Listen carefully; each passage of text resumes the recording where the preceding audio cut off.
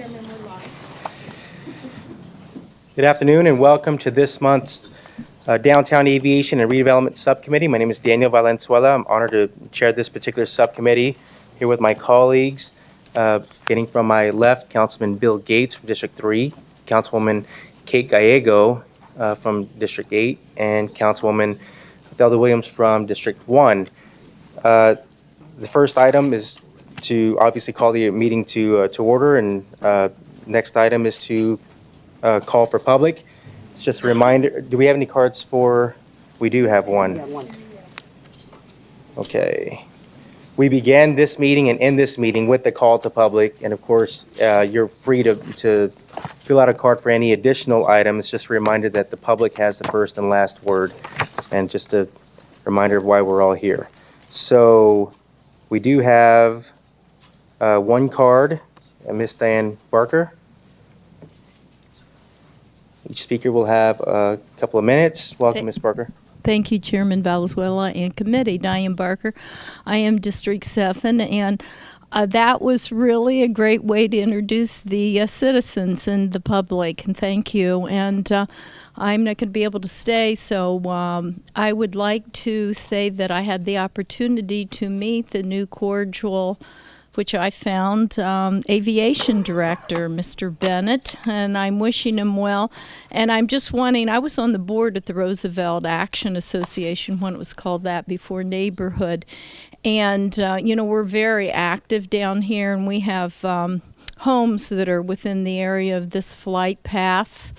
And I'm just reminding everybody and the people that have entered in lawsuits that can be long and lengthy, and sometimes they don't really, they create a big winner and a big loser. I mean, we want a win-win situation on this, and I'm looking to see that you do alternatives. Councilwoman Williams knows an awful lot about the Phoenix Gateway Airport and really using that and maybe some others as relievers for this urban airport, of which we're growing in Phoenix, everybody knows, and adding density, so we need to look at other alternatives rather than arguing. Thank you. Thank you, Ms. Barker. Okay, item 3, approval of the September 2nd minutes. Move approval. We have a motion, Second. a second. All in favor, say aye. Aye. Motion passes. Item 4 is for consent. It's the approval to award THAP funds for fiscal year 15-16. Move approval. We have a motion for approval. Do we have a second? Second. Okay, we have a motion and a second. All in favor, say aye. Aye. Okay, motion passes. Item 5 and 6 are for information and discussion. We'll start with item 5. It's the FAA flight path update. And this has been an item since I'll call it since issues began. We thought that we would have this as a standing agenda item on this subcommittee, which gives the public an opportunity to come out and hear these updates and, of course, speak up on these updates. I will also just mention that this is the first subcommittee where we have our new aviation director, Jim Bennett, who has worked here at the City of Phoenix just a few years ago. But we're certainly very happy to have you, Mr. Bennett. Welcome to the City of Phoenix and welcome to the subcommittee. Thank you, Mr. Chairman. I appreciate that, and I certainly want to take this opportunity to also thank Ms. Barker for her comments this morning or this afternoon on this issue. What we would like to do is give you a monthly update today on progress that we've been and efforts that we've had underway with respect to the noise issue. So joining me today is Jordan Fell, our Deputy Aviation Director, that has been very active in the community on the issue, and we would like to go through the presentation. Well, thank you, Mr. Bennett. Thank you, Mr. Chairman, members of the subcommittee. Staff will keep this as brief as possible and allow for as many questions at the end as the committee can handle. So very quickly, staff has committed, as Mr. Bennett reported, to coming back on a regular basis and sharing airspace and noise updates with the subcommittee. So very quickly, the presentation will talk about where we're at right now in terms of community engagement and the strategic outline that the City Council put forward last spring for staff to implement, and then kind of talk about recent trends we're seeing, and then again, allow time for questions. So the strategy that we've been implementing essentially falls into three categories: communication, legislation, and litigation. And we'll walk through those in a little bit of detail. In terms of active engagement, we continue to hold public workshops in the community. They're open house format. We had 2 in September at Desert Broom Library, as well as the Valley Garden Center closer to the Central City area. Next week, we'll be holding another round of public open houses or workshops. One will be at Tempe Public Library. The other will be at Davis Elementary School. And we continue to host a great website with a ton of information for the public to become knowledgeable and empower themselves on airspace and noise issues. And of course, a lot of our noise complaints and the monitoring of flight tracks is all through our website. So we continue to listen to the public in terms of how the website can best address their needs and provide information they would like. So we're continually updating the website as well. At the end of this month, we will start the formal permanent staffing process of the airspace and noise section within the Planning and Environmental Division of the Aviation Department. So we'll be hiring 2 Planner 2s at the end of the month, and then shortly thereafter look to hire a permanent airspace and noise manager position. In addition, within the guidance of communication, we continue to work with FAA and monitor the Metroplex process, which we of course know is the larger, more regional effort to introduce performance-based navigation into our airspace. And so we obviously need to closely monitor that and be proactive with that and ensure that the FAA, when they implement that community outreach process through their environmental assessment, give us meaningful opportunities to participate. On the legislative end, as the committee is aware, the subcommittee is aware, the FAA was given a 6-month reauthorization. We feel like that will give our legislative arm good time to work with other regions affected by RNAV issues and performance-based navigation, so that ultimately permanent congressional federal legislation is in place that will allow us to go back essentially and do public outreach as part of our RNAV routes. And hopefully by going back and forcing the FAA to do that, valuable community input into the RNAV route design process will occur. So that is our goal there. We, of course, continue to work with the airlines on a voluntary basis to see what types of interim or Band-Aids we can apply with the airline routes before we get to a permanent congressional decision.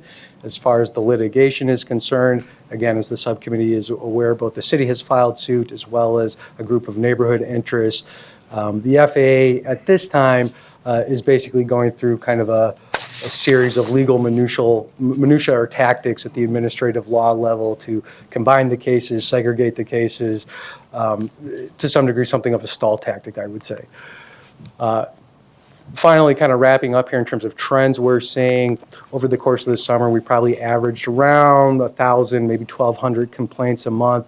We'll start to see that noise complaint level go up a little bit as the weather gets a little bit better. People are outside, the windows are open, so that alone will contribute to additional noise complaints. The activity levels themselves tend to increase a little bit as we go into the fall as well, and so that correlates with noise complaints as well. We are hearing more and more kind of additional interests related to overflight and concerns from the community, whether that be aircraft emissions or ground noise issues.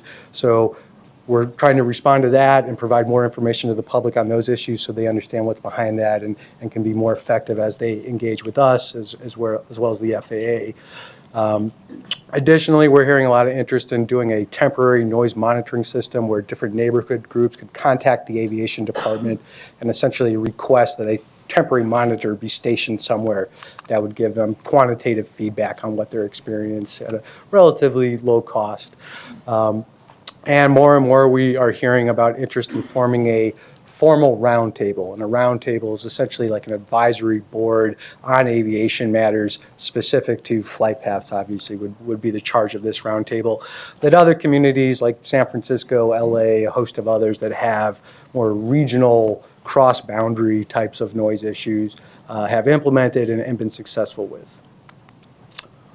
We continue to monitor all development around the airport, whether it be the city, unincorporated county, Tempe, or otherwise. And between our last update and today, I would say we've probably had about a dozen or so projects that we've reviewed. No airspace challenges there. Other technical items, next month we'll have another meeting with the Phoenix Airspace Users Group. Of course, we always learn a lot about how things are being implemented at that meeting. And we continue to monitor the FAA's IFP or Gateway Portal, basically a website where they publish draft procedures they're looking at. So we continue to monitor that to make sure we're in front of anything that might be coming our way. And so with that, I tried to keep it very brief. I may have left out some information, but again, trying to encourage any discussion, feedback, or direction for staff's next update. So with that, thank you, Mr. Chairman, members of the subcommittee. Happy to entertain any questions at this time. Okay. And thank you. Any questions or comments by my colleagues? Council? Okay, we have no cards. Thank you for for just keeping us updated. And let me ask one quick question. There are several ways that the public can get involved and send a request or make comments. What's been the most common? Great question, Mr. Chairman. By far, in the internet age, most people at this point are very comfortable using our app to file a noise complaint through our website, Sky Harbor /flight paths. You'll find the link there, as well as information on our meetings and everything else. We certainly do get phone calls and letters and the occasional just email, but the electronic submission format through our noise complaint system on our website, far and away the most commonly utilized. Are they unique, constituent or users on this app, or can you? I'm sure you can tell that. Mr. Chairman, members of the subcommittee. So the app allows you to kind of put your information in there one time, and so that as different noise events occur near you, or you'd like to submit a concern or complaint, you can do that relatively easily. In some cases, you might want to add qualitative information to that, like I'm more concerned about emissions today because of whatever I saw. And so it allows you to manipulate the information you're sending us. So we've tried to cover both bases. Some people just want it quick and easy. Hey, I got a noise complaint, ding, I hit the button, it goes in, and it contributes to our data. Others would like to provide more information as to what they're experiencing or what their specific concerns are. So we're getting both types of information. Yeah. Well, thank you. Thank you. Okay, moving on to Item 6, Downtown Phoenix, Inc. update.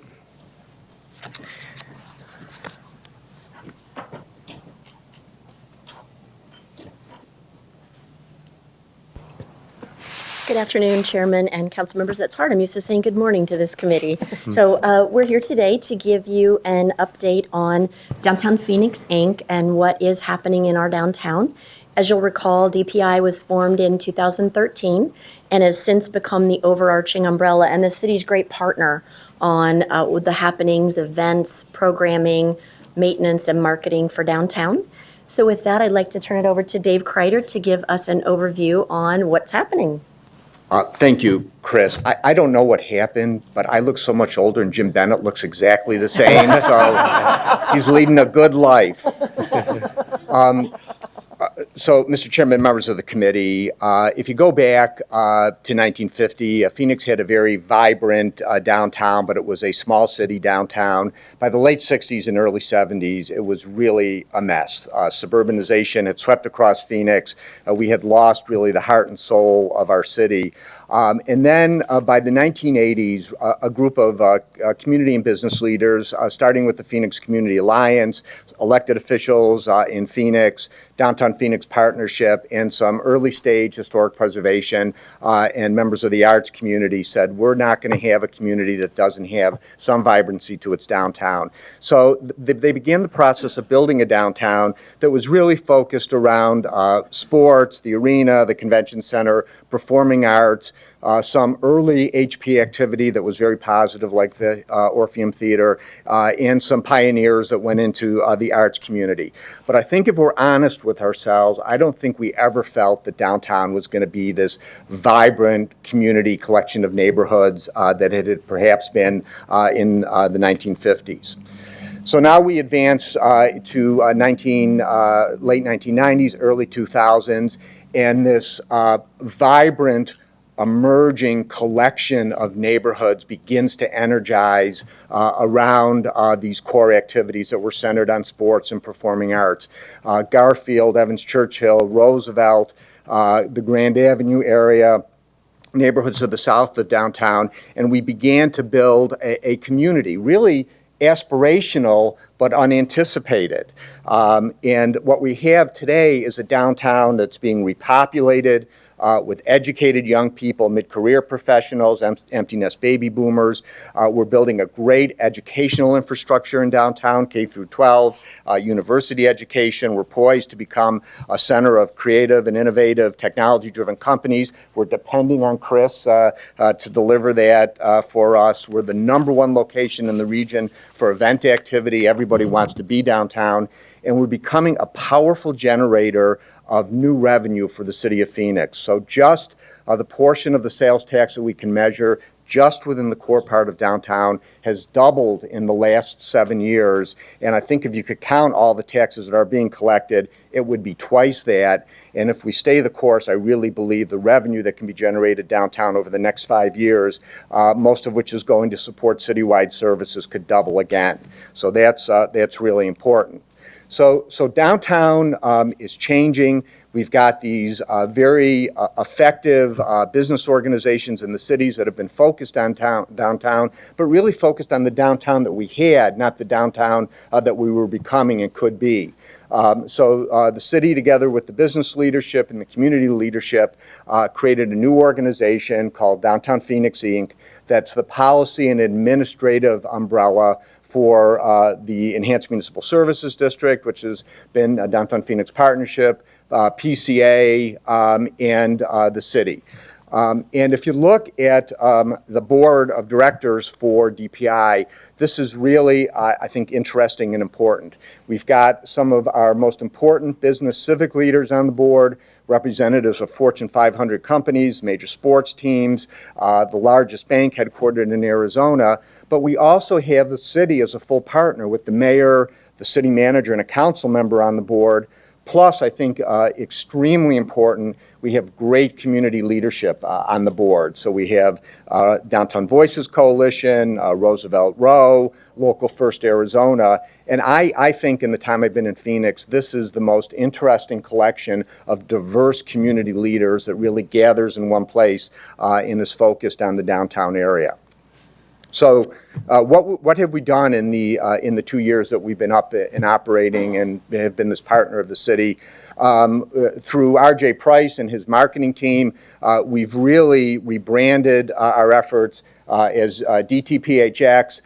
We've developed great web page and social media presence where we have nearly 100,000 people now monthly on our web page and well over 100,000 followers on social media. So the message that's being communicated is really resonating with a very large group of people. We aspire to get as big as the Convention and Visitors Bureau, so I tell our people that's our target. Event activity. Through Paul and his team, you're doing the big events, and we're really supporters of those events. But our team, through Sarah Anderson and and Mira Word, have really backfilled it with dozens and dozens of small and medium-sized events, 60 events throughout the downtown. 83 event days, range from 100 people getting together to celebrate superheroes at Crescent Ballroom to 20,000 people that will be downtown for Zombie Walk next week. So we're supporting the Super Bowl and the big things the city's doing, but we're really backfilling in a way where downtown is busy all of the time. Economic development, the city and CED are really the lead on this under your policy direction. We're there to support them, to do the research, to work with developers and business interests that are entering the system. Needless to say, this repopulation of downtown, the cranes and activities that are going on behoove us all, and we have some real positive economic energy. And then finally, our streetscape team and our ambassador team, they're not people that get a lot of kudos, but they're out there on the street every day helping to keep downtown clean and safe. They're the eyes and the ears of the police department on the street, and our streetscape people, working with Samantha Jackson and her team, are actively supporting the city and picking up services that some of which have traditionally been provided by the city. So I just want to close and then handle any questions by just relating a quick story. Last night I was at the Roosevelt Merchants Association meeting, which was being held at Garfield, I think in 4th Street. And then I had to go to an event that Councilwoman Gallego was hosting at Grant and 5th Street. So I went through 13 presidents from Garfield down to Grant. And this was a Monday night in downtown Phoenix, and there was street level activity and people walking on the street on almost every block. So it really, really is changing. It's becoming a different place, and it's becoming a place that I think we can be proud of and represents our aspirations as a community. Thank you. Council members, that's the end of our presentation, and we'd be happy to take any questions you might have. All right. I don't have any cards. Any questions or comments by my colleagues? I just make a comment. I just want to thank you. I know you have a lot of people that work with you to make all of this happen, but they have really excelled. They're creative, well organized, and so enthusiastic that I think that's what's making the difference. And I just want to congratulate both of you on a great job. Councilwoman, we don't let anybody over the age of 30 work on our social media or our event activity, so it's they keep me away from that. And that's because they can't figure out how? Yeah, no. Okay, do you have any? Thank you. We heard a lot of great feedbacks. I have the pleasure of representing a part of downtown about the street team and their work to make sure our downtown is so busy that with so many more people coming through, it really is a lot of work to keep it looking as good as it does. And we give some challenging events, of which Zombie Walk might be high on the list. Those are heavy costume events, so thank you to folks. And I moved downtown in 2006, and it was pretty empty at the time, and now we just are hearing more and more from people, like what's available, when are those new units are going to be done, people wanting to come to our downtown, and it's been exciting when we have people coming for conventions wanting to stay, and the integration between downtown. And we are really grateful that you're working to make sure people go to downtown businesses and they're aware of them, because we have all these hidden treasures in places like Heritage Square that you might not notice from the street. And so it's great to have people out there in the community steering them towards our businesses so that we can make the most of our tourism dollars and our investment in the airport and light rail and all of the infrastructure to get people to our city. So thank you for your work on that area. Thank you, Councilwoman. The connectivity between the CVB and our downtown groups is better than it's ever been, and there's a really strong working partnership. The convention center is getting busier and busier, and I think we're working hard to get those people out on the street interacting with downtown. Some of our downtown businesses had a couple rough years, and I think they're seeing their decision to stay in downtown pay off in big ways. Great feedback, even in the middle of the summer with the busy Marine Week. Yep. Apparently Marines were good for restaurant sales. Yes, yes. Healthy appetites Yes. in our downtown. So that was one of my favorite events of the year. So thanks for your team's work on that. I also want to thank both of you. Downtown is a place that I think we're all very proud of, and it's exciting. There are so many people in a city that spans more than 400 or 500 square miles. There are people every day who are rediscovering downtown. If you haven't been to, I tell people, if you haven't been to downtown in the last 3 years, then you haven't seen downtown. And especially with light rail, people are able to come in and enjoy, a ball game. They're not just coming in for a ball game anymore. And if they are, they're coming in several hours early, and they're taking in one of the great local restaurants we have, or they're catching a show someplace else. So Dave, thank you. I consider you one of the architects of downtown, given your many years, your many years. No, I mean, I'm just, look, the wisdom. I'm just talking about, wait, I went there again, didn't I? No, but thank you, and this is what a great team here, you know, because David Kreider and we have Chris Mackey here, who we just think the world of, our economic development director, and of course working hand in hand. And you know, you brought up a slide there with the board, and I mean a reflection of the community across the board. Everyone cares about what's happening in downtown, and congratulations on that, because that's a big deal. You have people represented from, you know, corporations to local businesses to community leaders to, of course, elected officials, our city manager, and so on. So I think you know, I think that's just a strong showing of sort of the evidence of how this can happen here. So and we have a lot of great things ahead. You know, we have the BCS championship game, we have the Final Four, just a lot of great things. Hopefully we'll be on the, you know, on the list again for the Super Bowl. I mean, why not? But thank you very much, and congratulations. Thank you.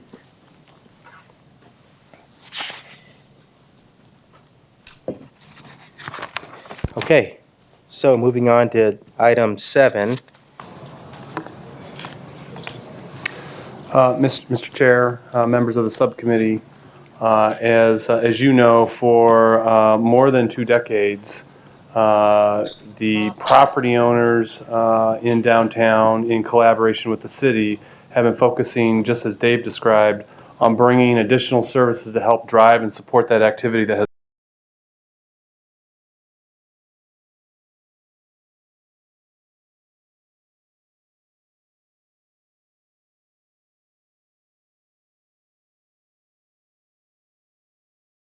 to downtown. City team from CED and the leadership from the partnership are here today to talk to you about our very traditional annual process of budget making. I think the direction from the community and, quite frankly, from the council about the interest in promoting activity and events and activating downtown is very strongly reflected in their budget, and we're here for the team to both share with you what they have put together and to make a recommendation for the budget this year. So with that, Ben, I'll turn it over to you. Great. Thank you very much. Mr. Chairman, members of the committee, for the record, my name is Ben Henderson. I'm a project manager with the Community and Economic Development Department. And as Paul recommended, we're here to talk about item number 7, which is our annual process to approve the 2016 budget and work plan for the Downtown Phoenix Partnership Enhanced Municipal Services District, which roughly runs from 7th Street on the east to 3rd Avenue on the west, from Fillmore on the north down to Harrison on the south. And we brought out all the experts today from Downtown Phoenix Incorporated. David Roderick's here, Jessica Hipskind, and Sam Jackson. And so with that, I'll hand it over to them to walk through their presentation.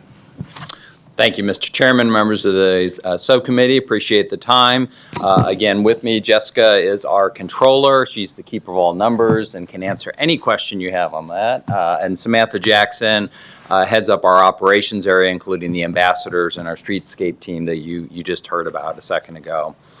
So as you know, each year the Downtown Enhanced Municipal Services District brings to council the budget for the following calendar year for 2016 per the contract we have with the city.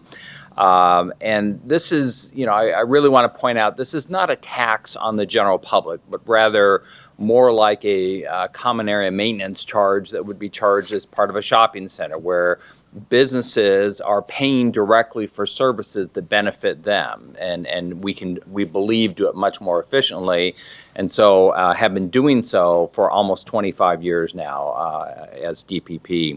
We did enter into a long-term relationship with DPI and are now an affiliate of that, so we are working under the umbrella as Dave Kreider mentioned a second ago. The budget process we have is very inclusive and transparent. We start early in the year. We talk to our stakeholders about what they would like to see. We really try to get a lot of feedback. We go through our process, a multiple approval process through our board. And there are still other opportunities as we move forward for the public and for stakeholders to further comment on the process. The proposed assessment budget for the following year totals $3.56 million. That is an increase of 8.5% over the current year reappropriated budget. This is a larger increase than we have done in previous years. We've averaged only about a 2.5% increase over the last 7 years. But there are a lot of reasons for the increase. By the way, this is the actual budget broken out by department if you have any questions. But the increase itself is really driven by a number of things. First off, there is a lot of new development that is occurring in downtown. I use the example of the former professional building, which is being turned into a Hilton hotel right now. That will demand new services, but it will also be generating more assessment revenue for us to help offset the cost of that. So growth is responsible for part of this. The stakeholders are asking for more services, particularly events and marketing. Our budget for next year does reflect a significant increase in those areas, especially events. That's the area that really has taken off, and we are seeing tremendous amount of activity in downtown. We've been able to enhance our services by becoming more efficient over the past several years. The new relationship with DPI is helping us continue to be efficient. So I'm very happy to say we're not adding any FTEs next year. We are not increasing. As a matter of fact, we're decreasing our administration budget. And so the dollars are flowing directly into programs and services that will benefit the downtown community. And most importantly, we really want to maintain the momentum. As Mr. Kreider pointed out, there's a huge amount of activity happening in downtown. We're really on a roll now. We want to keep moving forward and keep downtown progressing and becoming the place that really is the pride and joy of the community. So the impact to our private stakeholders are roughly 700 properties within our downtown district. Fortunately, because of the mitigation of the growth that is occurring, only about 8% of those properties are going to see an increase of more than $100 a year or 10%. So it's really not seeing significant increases being passed on to the stakeholders. The ones that are going to see larger increases, we have reached out to directly and already talked to them about that, and they are still supportive of the increase. The thing I would like to point out specifically as it relates to the city is the impact to the city general fund. Now, the city pays a number of different ways, but most of those are pass-throughs. For example, ASU pays its share of the assessment via the city. So that's essentially just a straight pass-through on the part of the city. The general fund is where you would see the direct city impact happening, and the city is basically about 10% of our total budget. The proposal for next year would show the city increasing from $319,000 to $339,000, which is about a 6.5% increase. But there are a number of additional services and values that we are providing back to the city. There are things where we are paying directly for services. There are things where we are providing services that the city would normally have provided, infrastructure maintenance, additional services, the clean team, things like that. We estimate the value of those is roughly $160,000 a year. So that is helping to offset the cost of what the city has to pay.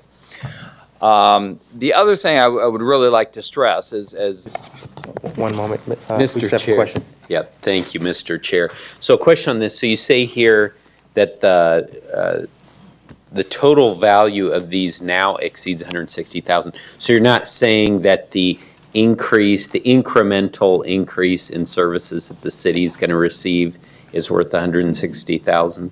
What we're saying is compared to roughly 5 years ago, we were not basically doing these things, and the city was assuming responsibility for those.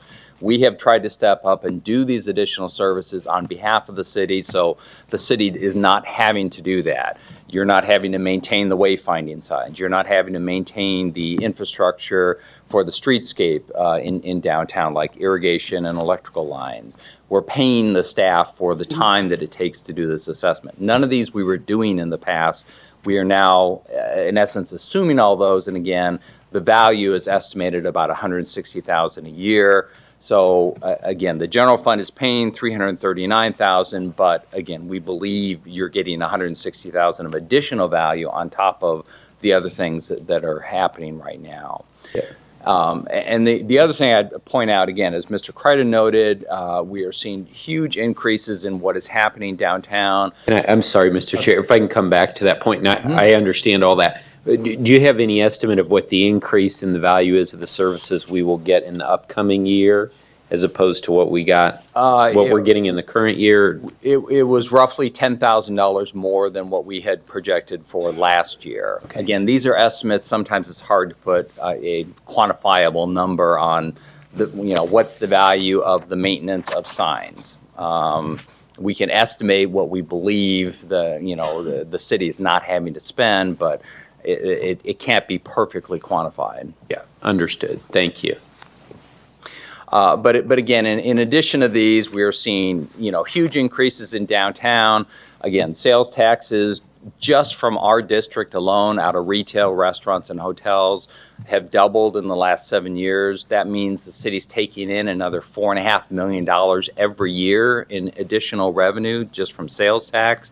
And we think that still underestimates the total value and doesn't include the greater downtown as well. So the city is seeing very significant benefits. You've invested significantly in downtown, but those investments are now paying off, and we really want to keep that momentum moving forward.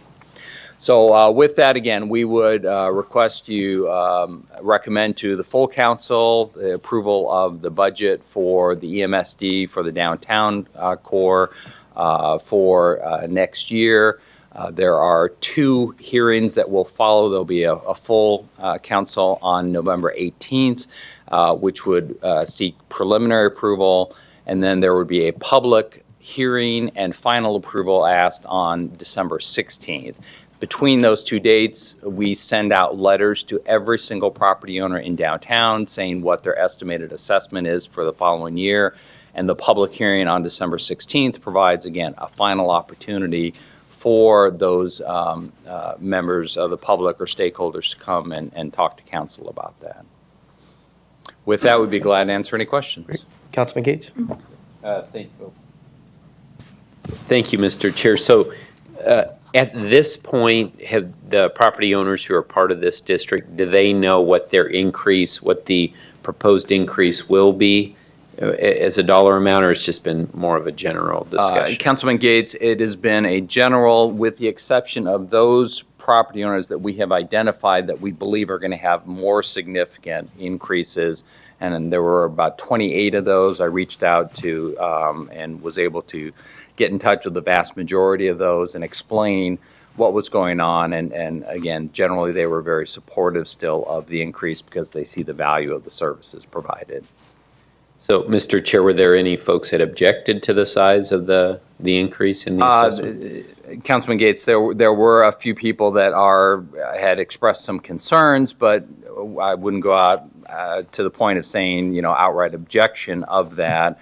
But again, these are preliminary estimates. We will have the harder numbers and send them out to every property owner after the November council hearing.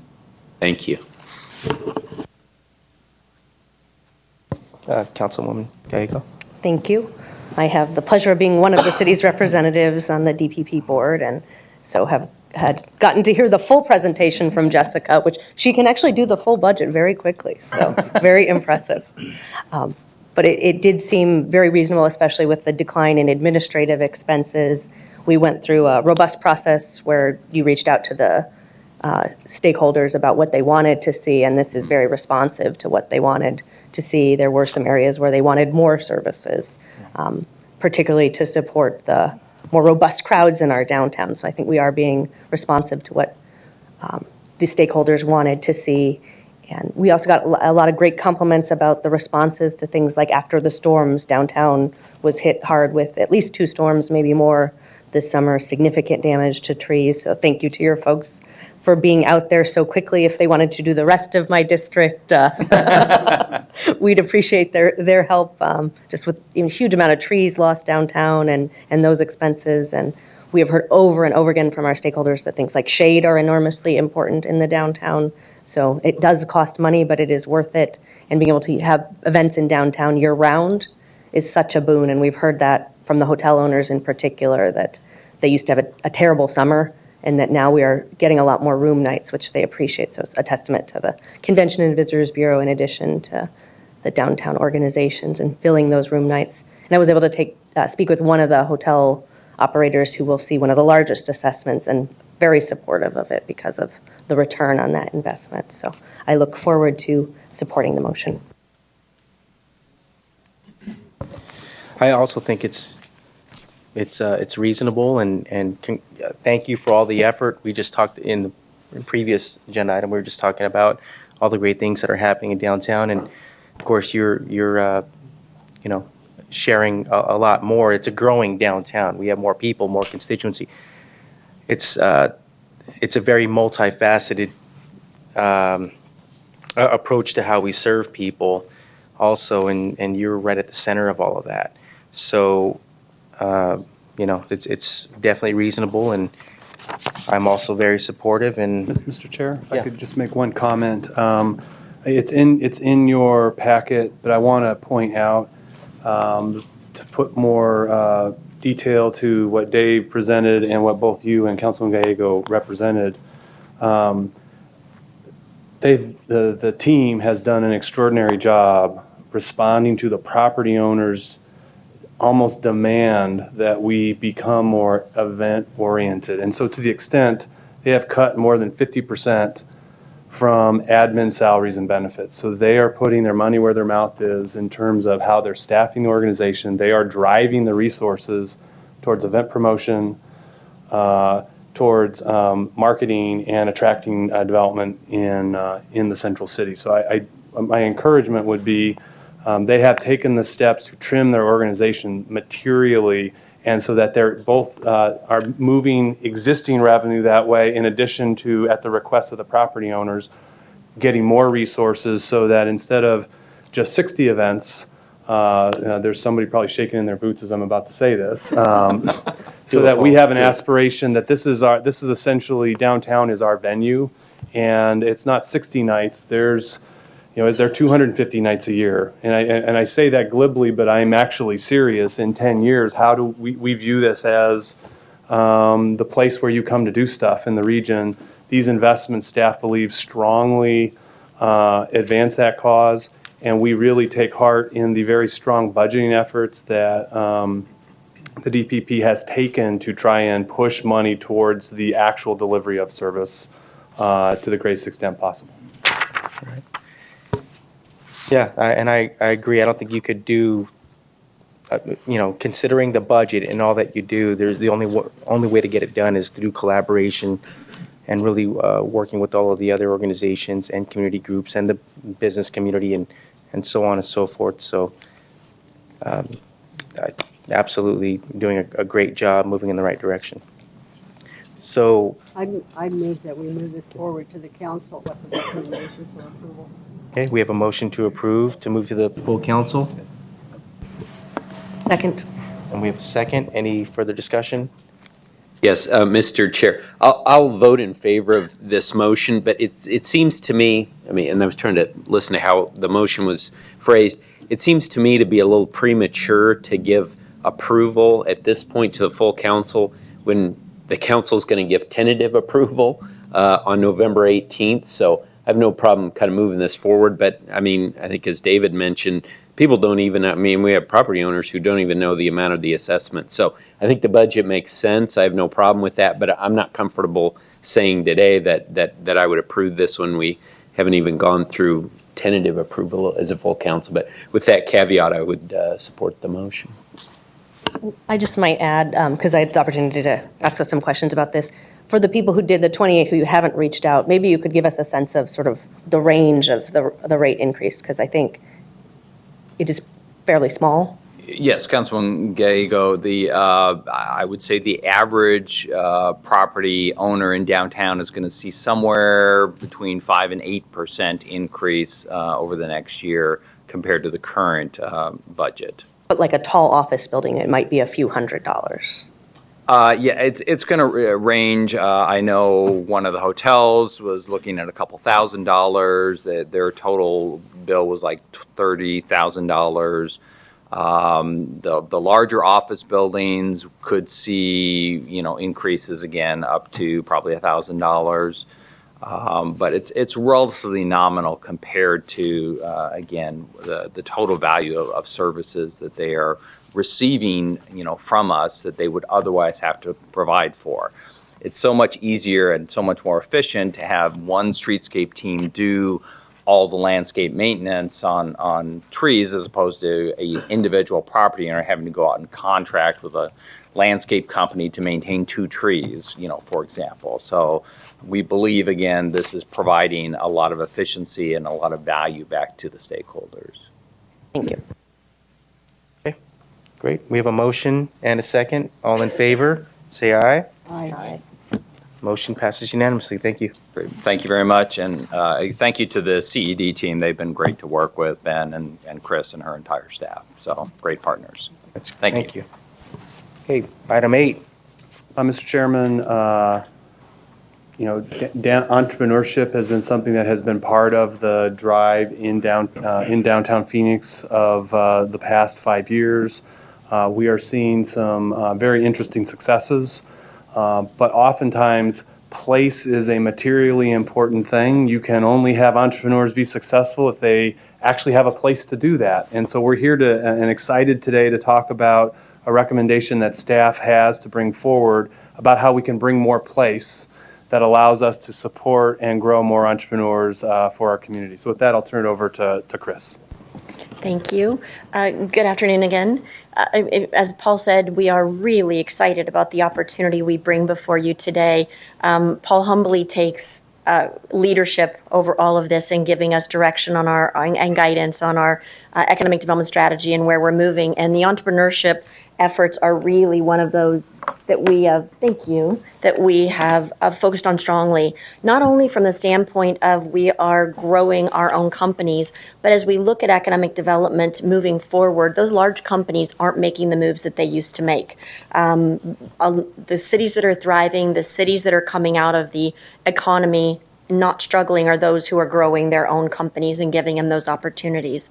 So when I first got here, I had the pleasure, of course, of meeting with the Chancellor and with Kristen and Dr. Gonzalez and looking at a facility that they own here in the Central City. Their building is located at the southeast corner of 6th Avenue and Van Buren, and it's some old warehouses that they received dedication of back in the 1960s. The buildings at the time that we met were vacant, and we were talking about opportunities to move these buildings forward and turn them back into the place that Paul is talking about. Under Dr. Gonzalez and Kristen's leadership, they came up with a concept to create a makerspace right here in downtown Phoenix. And that makerspace would allow our companies, would allow our citizens, would allow students the opportunity to use equipment, use technology, and take our best lessons learned from our community college. So if you look at our small companies moving forward, they need guidance in HR law, they need guidance in procurement, they need guidance in writing business plans and marketing plans. And where do our individuals and our citizens turn for that expertise? To our community colleges. That's really where they go to look for that opportunity. So as we began to talk and move forward, Kristen and Dr. Gonzalez had this vision to create a potential makerspace in these warehouses. And from an economic development standpoint, we could not be more thrilled on the opportunity this presents. And part of it is drawing downtown more towards Grand, kind of getting away from that linear downtown that we all kind of think of downtown, and moving it towards 7th Avenue, moving it towards Grand, moving it to areas to the west. We are still in the due diligence phase. They're still in the fundraising phase, still gathering all their structural information and working on moving this opportunity forward. But eventually, it would host just over 22,000 square feet of space. This is a partnership with Gateway Community College under Maricopa Community Colleges and with the Maricopa Skills Center. So looking for how do we move things forward? How do we move the workforce forward? How do we create a creative workforce in this strong and collaborative strategic partnership? So with that, I'd like to actually turn it over to Kristen Gubsner to talk about what would go on in the facility and Gateway's vision for what would happen there. Thank you, Chris. Mr. Chairman, members of the subcommittee, thank you so much for having us today. The vision that we have laid out for this space is one under the STEAM initiative, which is a nationwide movement to connect the arts with STEM professions. So physically in this space, it will consist of an array of tools and equipment ranging from very high-tech CNC machining, laser cutting, metal fabrication, 3D printing, all the way down to some other types of tools and equipment that really support the arts and connect the arts to the STEM professions. And those things include glass blowing, ceramics, sculpture, woodworking, some crafting areas. The programmatic aspect for this space is really twofold. One is the academic and training piece that Chris spoke to a little bit, and that is how do we get not only the students from Gateway Community College and the Maricopa Skills Center, but all 250,000 students in the Community College District access to this space as a cross-disciplinary learning lab for whatever they're studying, whether it be philosophy or engineering. So we're building all of those touch points into the programmatic model. The second pillar to this really is the community hub model, bringing in the hobbyists, the inventors, the entrepreneurs, giving them access to this space at a very affordable cost. So that they can come in, they can play with their hands, they can experiment, and they can also then receive the support services they need, whether it be at the starting point or somebody that we can then funnel down through the chain into a more advanced program like the CEI. So we've had a great network of support internally, significant support from the city, and we're very excited about the future of what this project will be. You know, Council, one of the things I think we're excited about as well is as close proximity to the biosciences campus. So we have all these concepts and prototypes and ideas that are being created on the biosciences campus. This will give them another space to be able to utilize those tools within a grid bike, a quick little grid bike ride from that campus and utilizing that as well. So as we look at a financial impact, what staff would recommend to City Council is that the city would make an investment of $250,000 in this project. We do have that money set aside already in Community and Economic Development's budget, so it wouldn't impact the general fund on any future way. This would assist not only in putting in the furniture, fixtures, and equipment in the space, but could also work to provide some memberships for some of our community that otherwise wouldn't have been able to afford that membership. So we'd be working with the community college on that. We did have a third-party economic impact model run, so we could show council what the city would expect to gain in a 10-year period of time for its investment. And you'll see the revenue generated on the primary side. So this is revenue generated directly to the city on a taxing side would be approximately $215,000 over the 10-year and very close to our full investment in that project with an economic output of nearly $11.1 million. So with that, we would recommend that City Council, the subcommittee approve to move forward to the full council for consideration, the investment of $250,000 in Gateway Community College for the makerspace at 535 West Van Buren. We'd be happy to take any questions you might have. Very exciting. Do we have any questions or comments? I'd make the comment, I am delighted with the boundaries. I have long thought that we somewhat always thought Central was the western boundary, and to see it moved over and continue across, I think is very important for this community because it is part of downtown and it has so much potential. And I congratulate you on the job you're putting together, because I think this says it all. I mean, this is the invitation to come participate, make your dream come true, and be successful in Phoenix. So thank you. I think it's an investment that is a bargain. Thank you. Absolutely. Councilwoman Gallego? Thank you. Once again, you have stepped up to be our partner, so thank you. We seem to challenge Gateway fairly regularly, and once again, you have answered. The challenge. and with great success. So I'm glad you looked out your window and got this started, and that this ended up working out. Looking forward to supporting the motion. And you mentioned that we could also connect this with CEI, which I think is very exciting. So we will have it'll be a grid bike from the bioscience campus, but a light rail ride to the CEI campus, which has some even more innovative tools for particularly bioscience entrepreneurs, really some of the best cutting edge in our entire region. So could you speak a little bit more to that potential? Sure, yeah. The way we envision it working is the makerspace is really the starting point. It's point A, and in terms of getting to point Z, where folks come initially. They've got this idea and they're thinking, you know what, I made this, but what do I do with it? How do I show it in a 3D form? Well, we can give you an array of tools and equipment to say, how do you want to show it? Taking you to make that product from start to finish in the space. And if they really think they've got something going here, we can connect them with a Small Business Development Center, which is also on the Gateway campus, provide them all of the startup information they need in terms of entrepreneurship education, business plan writing, help them move literally down Van Buren to the project through CPLC at the Pickle House. And when they're ready, they go down to 40th Street and can become a tenant at the CEI, which is where if they've got a really high-tech environmental technology, bioscience product, they can take them from what we did in the product development phase all the way through success, IPOs, and to be successful, Fortune 500 companies someday. Wonderful. It would be great if we can get the start to some of those, the Google of bioscience right here in our community. Thank you for your work. Move approval? Okay. We have a motion and a second. We'll take that, certainly. I'm fully supportive. Dr. Gonzalez, I know when we first met and talked, this has been a passion of yours. Chris is just unbelievable, I'll tell you, in just helping to facilitate and connect and getting stuff like this done. Technology, innovation continues to evolve. The workforce continues to evolve. So our work, and in order to make that happen, our education must continue to evolve, and that's what this is all about as well. It's for our community college students, but frankly, there is a component here for K through 12 as well. And Chris, you mentioned it. It's growing our talent.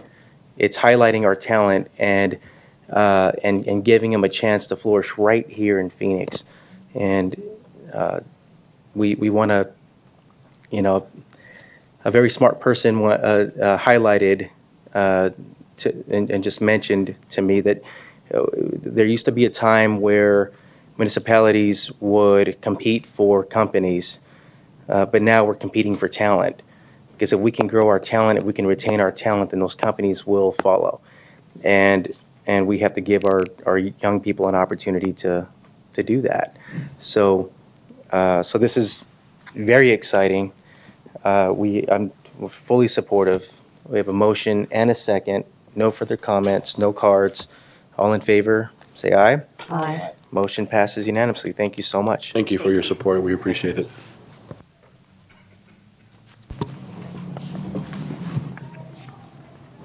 Okay. Moving on to item 9.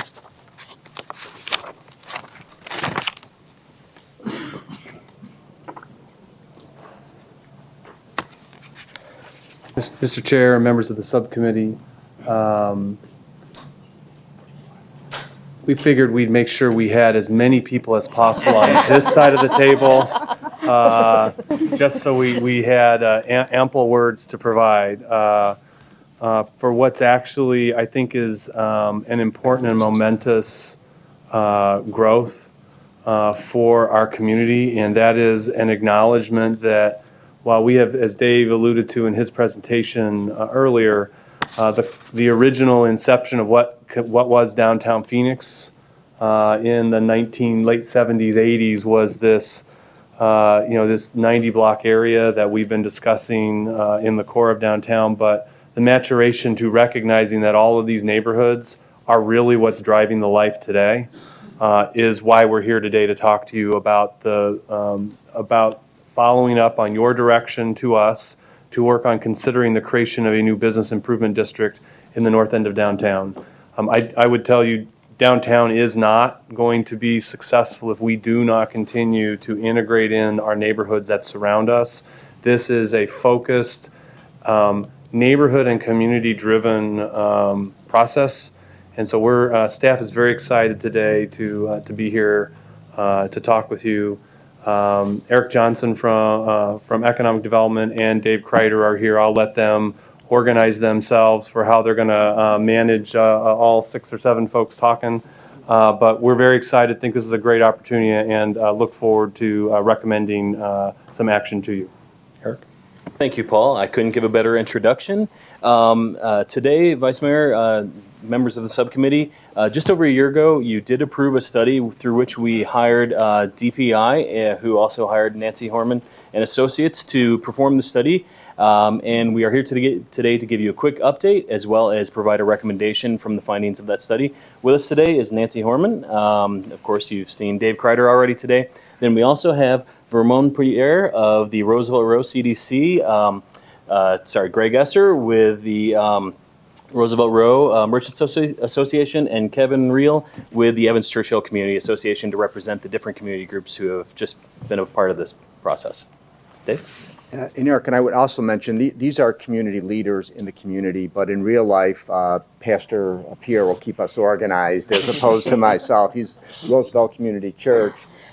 Greg Esser is a property owner along with Cindy Dash for a property on Roosevelt. And Kevin Rail, in addition to Evans Churchill Community Association, has done a great job organizing a cooperative workspace called the McKinley Club, and he's also in this proposed new area. Mr. Chairman, members of the subcommittee, I'll talk briefly and generally and let my colleagues fill in some of the details related to this. I know all of you are quite familiar with Roosevelt Row, hopefully most recently with the award that was given from the American Planning Association, Roosevelt Row, one of a handful of places being named one of the great places in America. And I think really that's the culmination of a number of different awards and attention that Roosevelt Row has received. Of course, that hasn't come out of nowhere. That's been driven by the community, community leaders, community associations, investing in the area, doing many of the things that make Roosevelt Row such a great place to live, to work, to play, all these different things. However, in describing it as being led by community leaders and community associations, we haven't done it alone. At different points, we've gotten support, and the city has been along the way giving economic support, encouragement, a lot of different things to help the community do the things that I think has made Roosevelt Row such a wonderful place. Really what we're looking for here with the BEID is the Business Improvement District. It's the logical next best step for us. This is, as I think you'll hear, is a community-led effort. It represents the desire of not just the community associations, but key community leaders, people who have been there 5, 10, 15 years, to continue the things that I think will not just maintain what's being done there, which is, I think, an important way to describe what needs to happen, but even to improve what's happening there. And really, we're looking for the city to support those efforts. I'll just follow up with a couple of quick comments. We have quite a few supporters who aren't able to be here this afternoon. Some of them have filled out comment cards in support of the BID. Again, this is part of a process that's been years in the making and a long conversation to get us to this point today. We're experiencing a renaissance in this area with hundreds of new residents coming in, over $200 million of new private investment, largely in the form of new housing, new business starts, and a lot of other growth.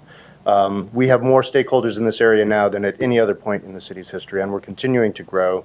An EMSD allows us the opportunity to have a much more inclusive form of self-governance and structure to help manage all of the challenges we have and to sustain the success we've already achieved today. So,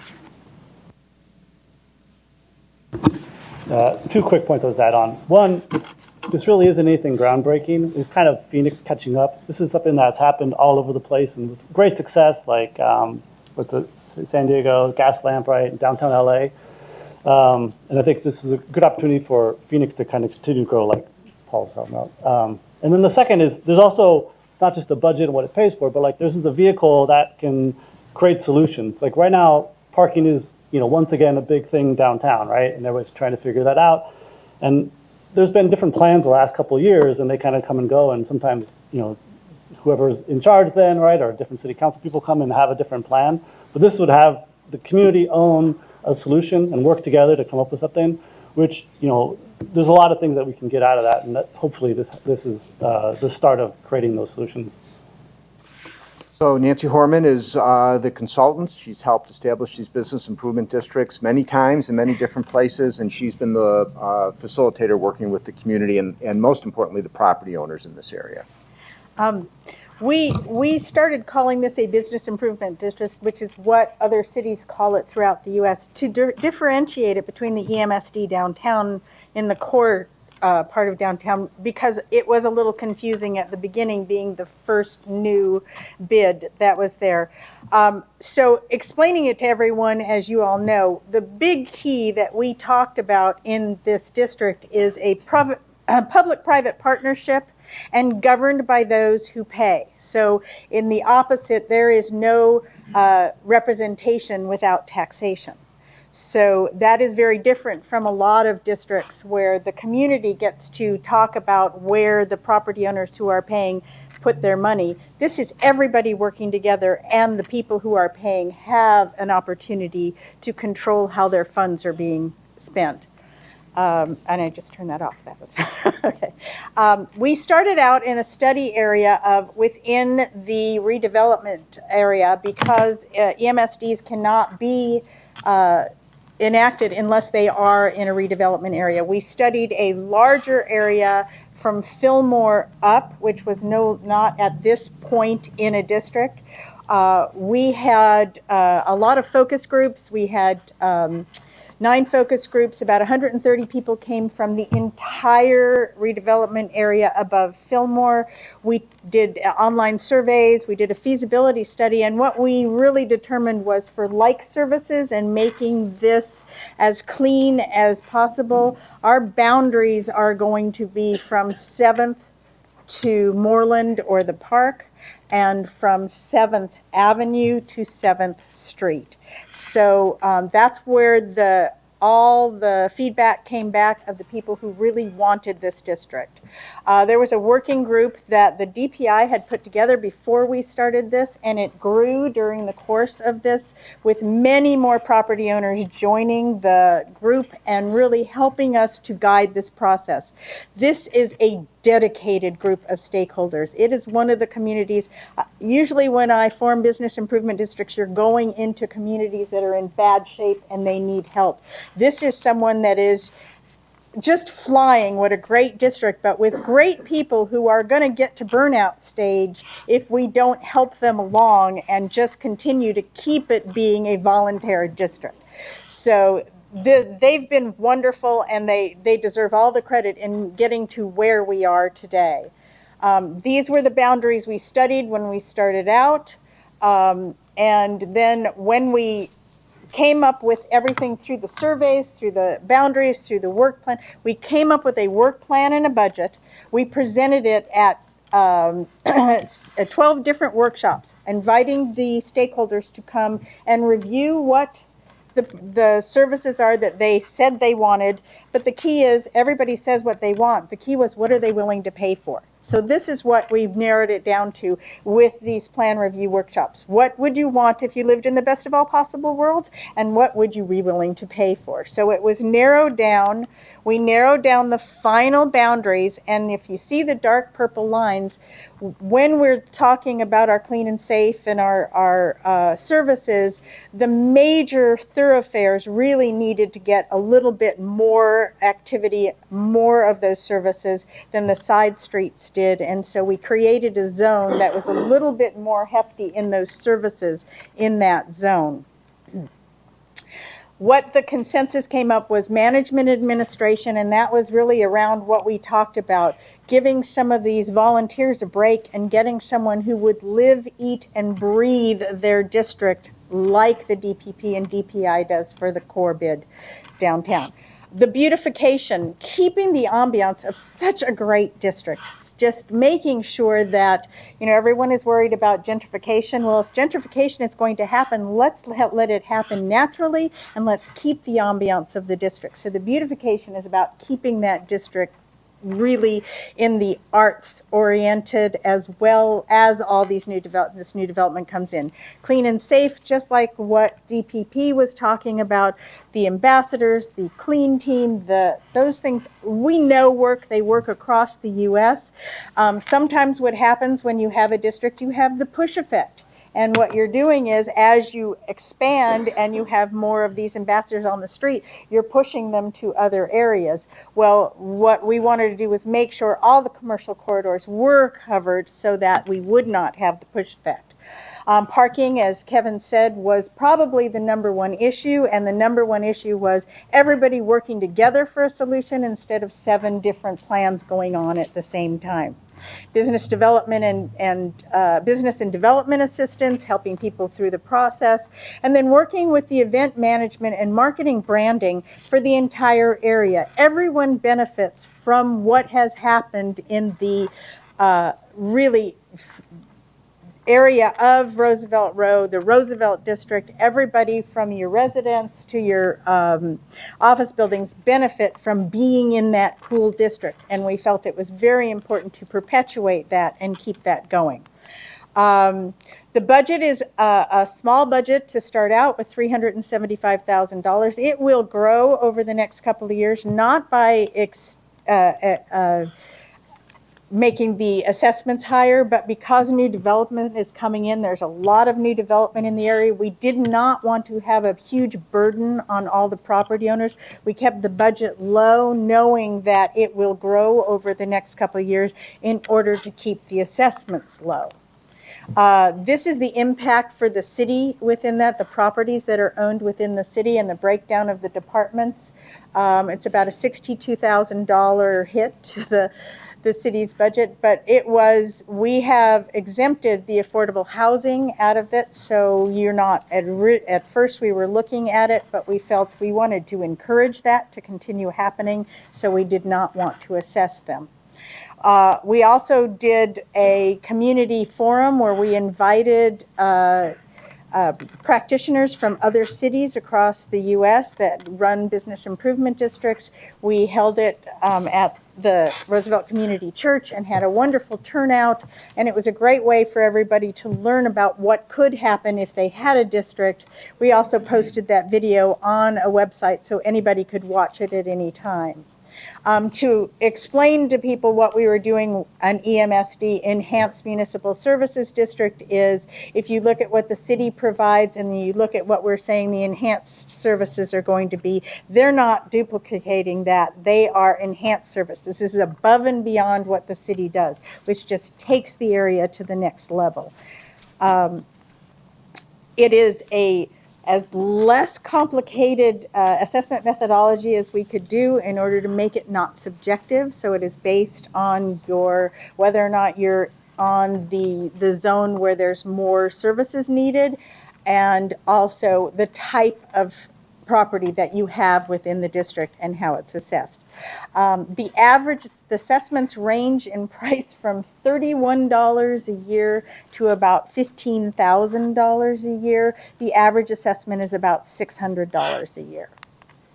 The governance, they will be creating a 501c6 organization to oversee this with a board of directors. Hopefully we will be putting together an affiliation agreement so they will be part of the DPI. That is very important that everyone is working together, and that's how we designed this.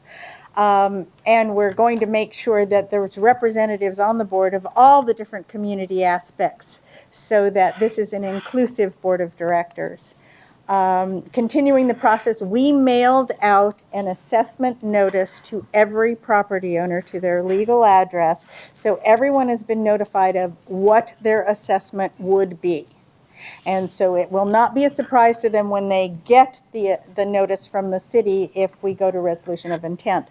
And we also spoke with a couple of organizations that are exempt from it, like condos, where we have someone here today, but some of the condo associations have volunteered to pay within the district because they think it is so important to be part of this. Even though they are not legally assessed, they are willing to pay their fair share, the same thing as if they were.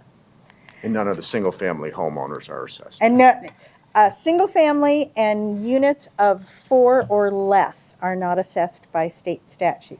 And so anything for rent with 4 units or more is assessed. So all the great condo developments we have within the area are not assessed because they're individual owners. And it's great that they're stepping up and saying they want to be part of this program. So it's exciting. And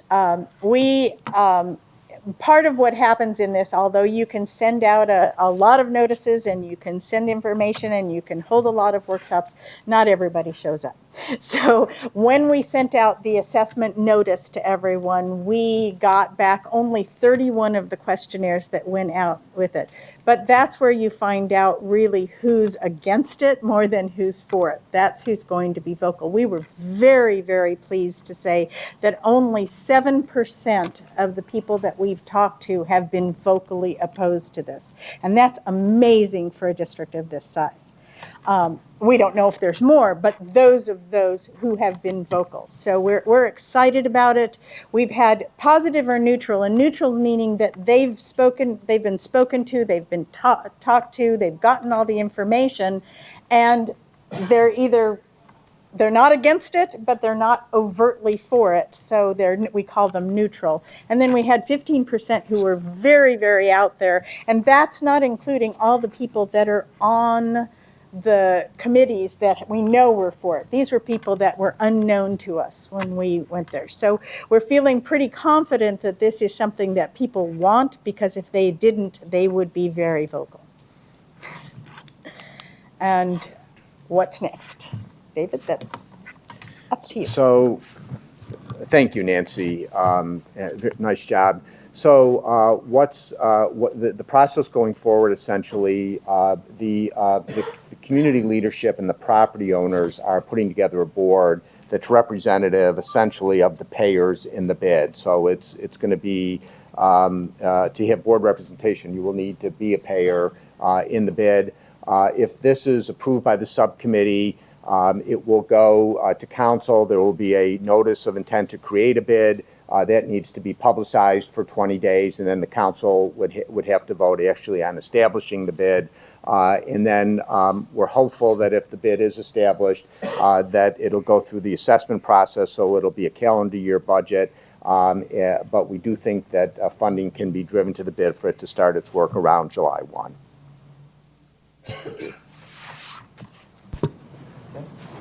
And with that, Mr. Chair, members of the subcommittee, we are obviously recommending advancing this and are happy to answer any questions you may have. Great. Any questions or comments by my colleagues? Councilman. Thank you, Mr. Chair. Great effort by everyone. I mean, I think this is, someone said this is the the logical next step, and I think that's absolutely right. So I just have a couple of kind of nuts and bolts questions here. So the city, if I'm understanding this, then the city share out of the general fund to be about 17%? Yes. Is that right? And how does that compare to the downtown EMSD? Do we know what the ratio is there? About 10%. Okay. It's higher than that. Oh, no, you're right. I'm sorry, because I was the other public building. Total city investment is probably about 40%, maybe a little bit higher in the core bid, but a lot of that is passed through to ASU and to other payers as well. Mm-hmm, mm-hmm. And so this 17%, I mean, I see it's sort of allocated to different departments. Is this based on the property, cities holding a property? It's not just a number that's pulled out of the air? Now, Mr. Chairman, Councilman Gates, the biocampus north of Fillmore, this is about the assets we own in terms of land mass. And so it's the physical assessment based on the condition of the property as it is today. So There is Broadley property we own. North of Roosevelt, there's some property in the biocampus immediately north of Fillmore. As those properties are developed, the assessment liability will transfer over to the people who develop. So as ASU develops buildings, ASU will pick up the assessment obligation on those sites. Similarly, if there is development that occurs on the city's property at 2nd and Roosevelt at some future point, that development would also now carry its own assessment. So this is, as of July, what is the expectation of what would happen and where we would need to fund it. Well, Mr. Chair, I think that approach makes a lot of sense. I appreciate that folks already know what to anticipate from the financial contribution that they'd be making, so I will be supportive of this item. Thank you, Mr. Chair. Thank you.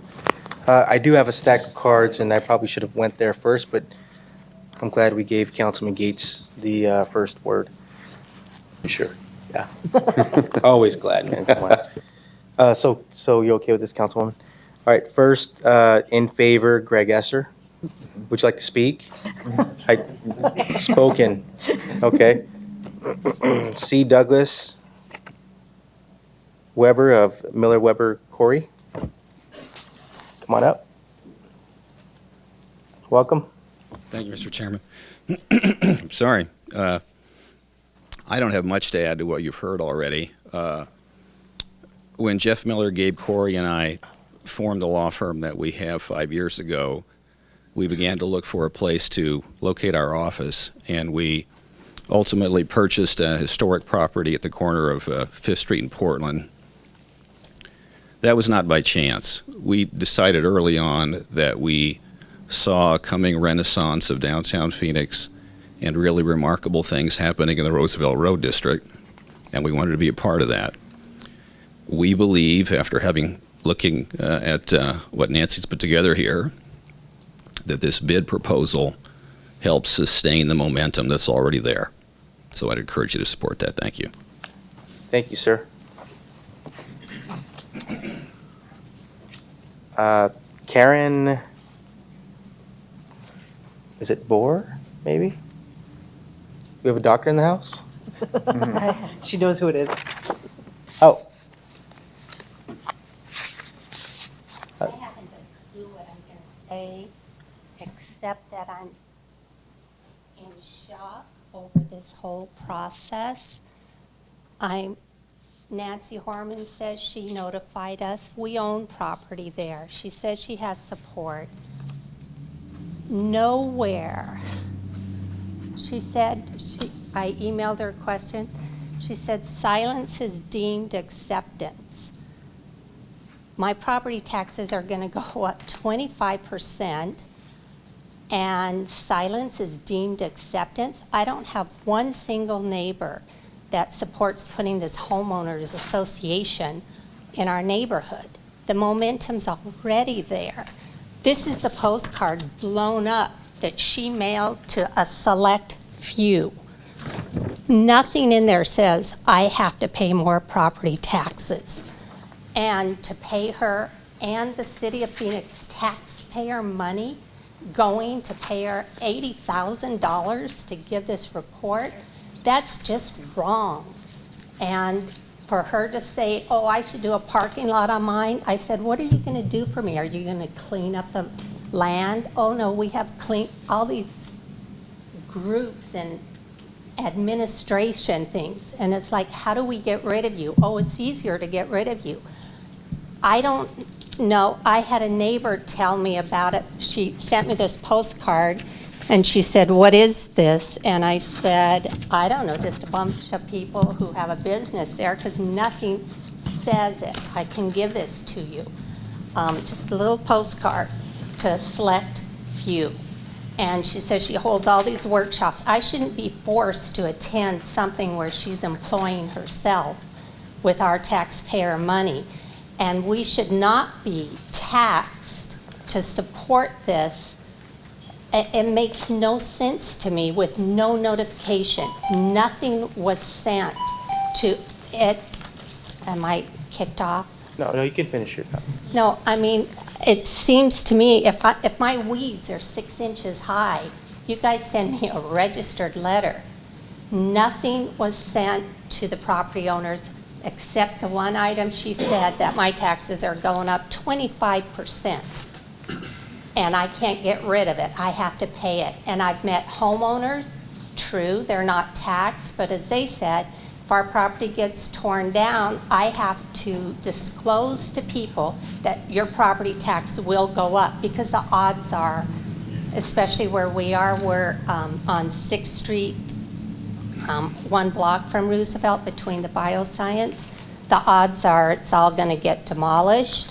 So I have one rental house and a vacant lot. And so I have to disclose, oh, you have to pay more taxes if you're planning to develop this. That's just wrong. I don't want a homeowners association. I don't want to pay 25% more in taxes. Thank you. With no notification. Thank you. Is it Enoch? Eric, I'm sorry. What's your last name, sir? Bear. Well, Karen covered it mostly. My thing is, once again, it's notice. You have to send notice to all the property owners in the area, those that are being currently affected and those that will be affected in the future. Otherwise, you cannot come up with an analysis and that you have support. Also, too, the focus group was supported by community leaders. Well, I certainly appreciate their involvement, but they're not stakeholders. The stakeholders are the ones that actually pay. The other argument that I have is my vote is determined by how much I contribute, which sounds like, well, if it were a homeowners association, the more money you paid for your house, the bigger your vote. I am pleading with this committee to ask for this to be tabled, for you guys to go back and send out registered letters to all the property owners. Let them then come back and say, well, we have sent the letters to the property owners with return receipts. They've been noticed. Obviously, maybe you can make the argument, well, obviously they do not care enough to attend.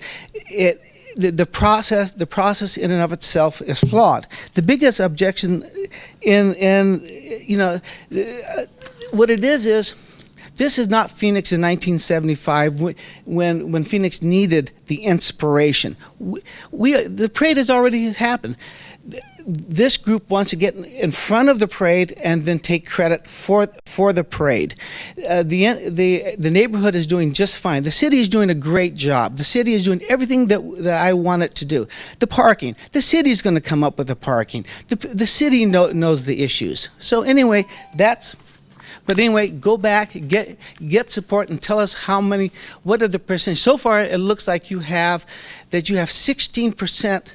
You have 84% of the property owners that are not in support of it. That is based on the statistics. Thank you. Thank you, Mr. Bear. Mark in favor, William Rodriguez. Would you like to speak, sir? Sure. You're welcome. I wasn't really planning on speaking, but I am a property owner on 7th Avenue in Roosevelt. I own a commercial property on the corner there. I did receive notice. I did go to some of the meetings. I'll be honest, when I first went to the very first meeting, I wasn't all that in favor of paying some extra money. When I listened to the meetings and saw what they had to offer, I think it's a great program and I support it. Thank you. Thank you, Mr. Rodriguez. Vernon Pierre, would you like to say you've spoken? Okay, and marked in favor. Marked in favor, Corey Kincaid, Artisan Village Condo Association.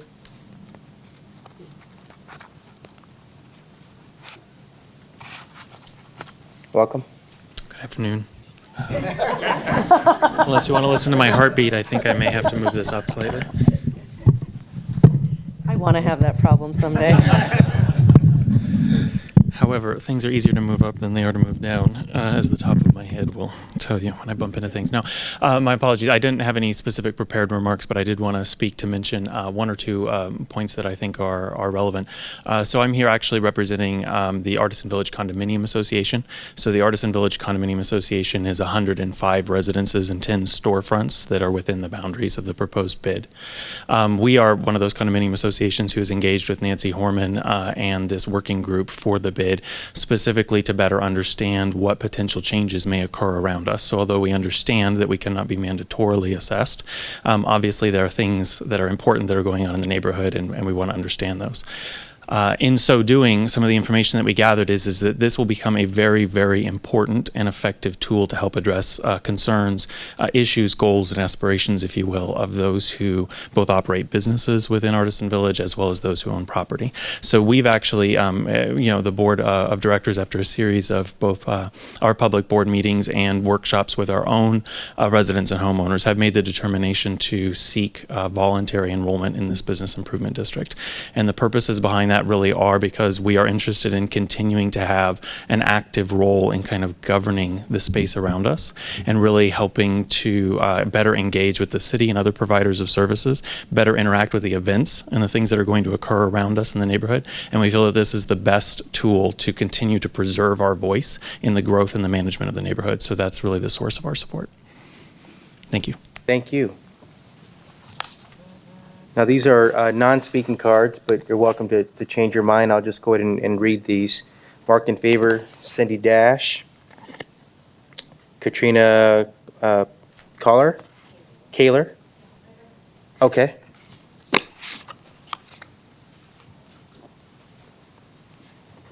While she's coming up, could I ask? Of course. Is this forevermore, or is there a time period that this association may form?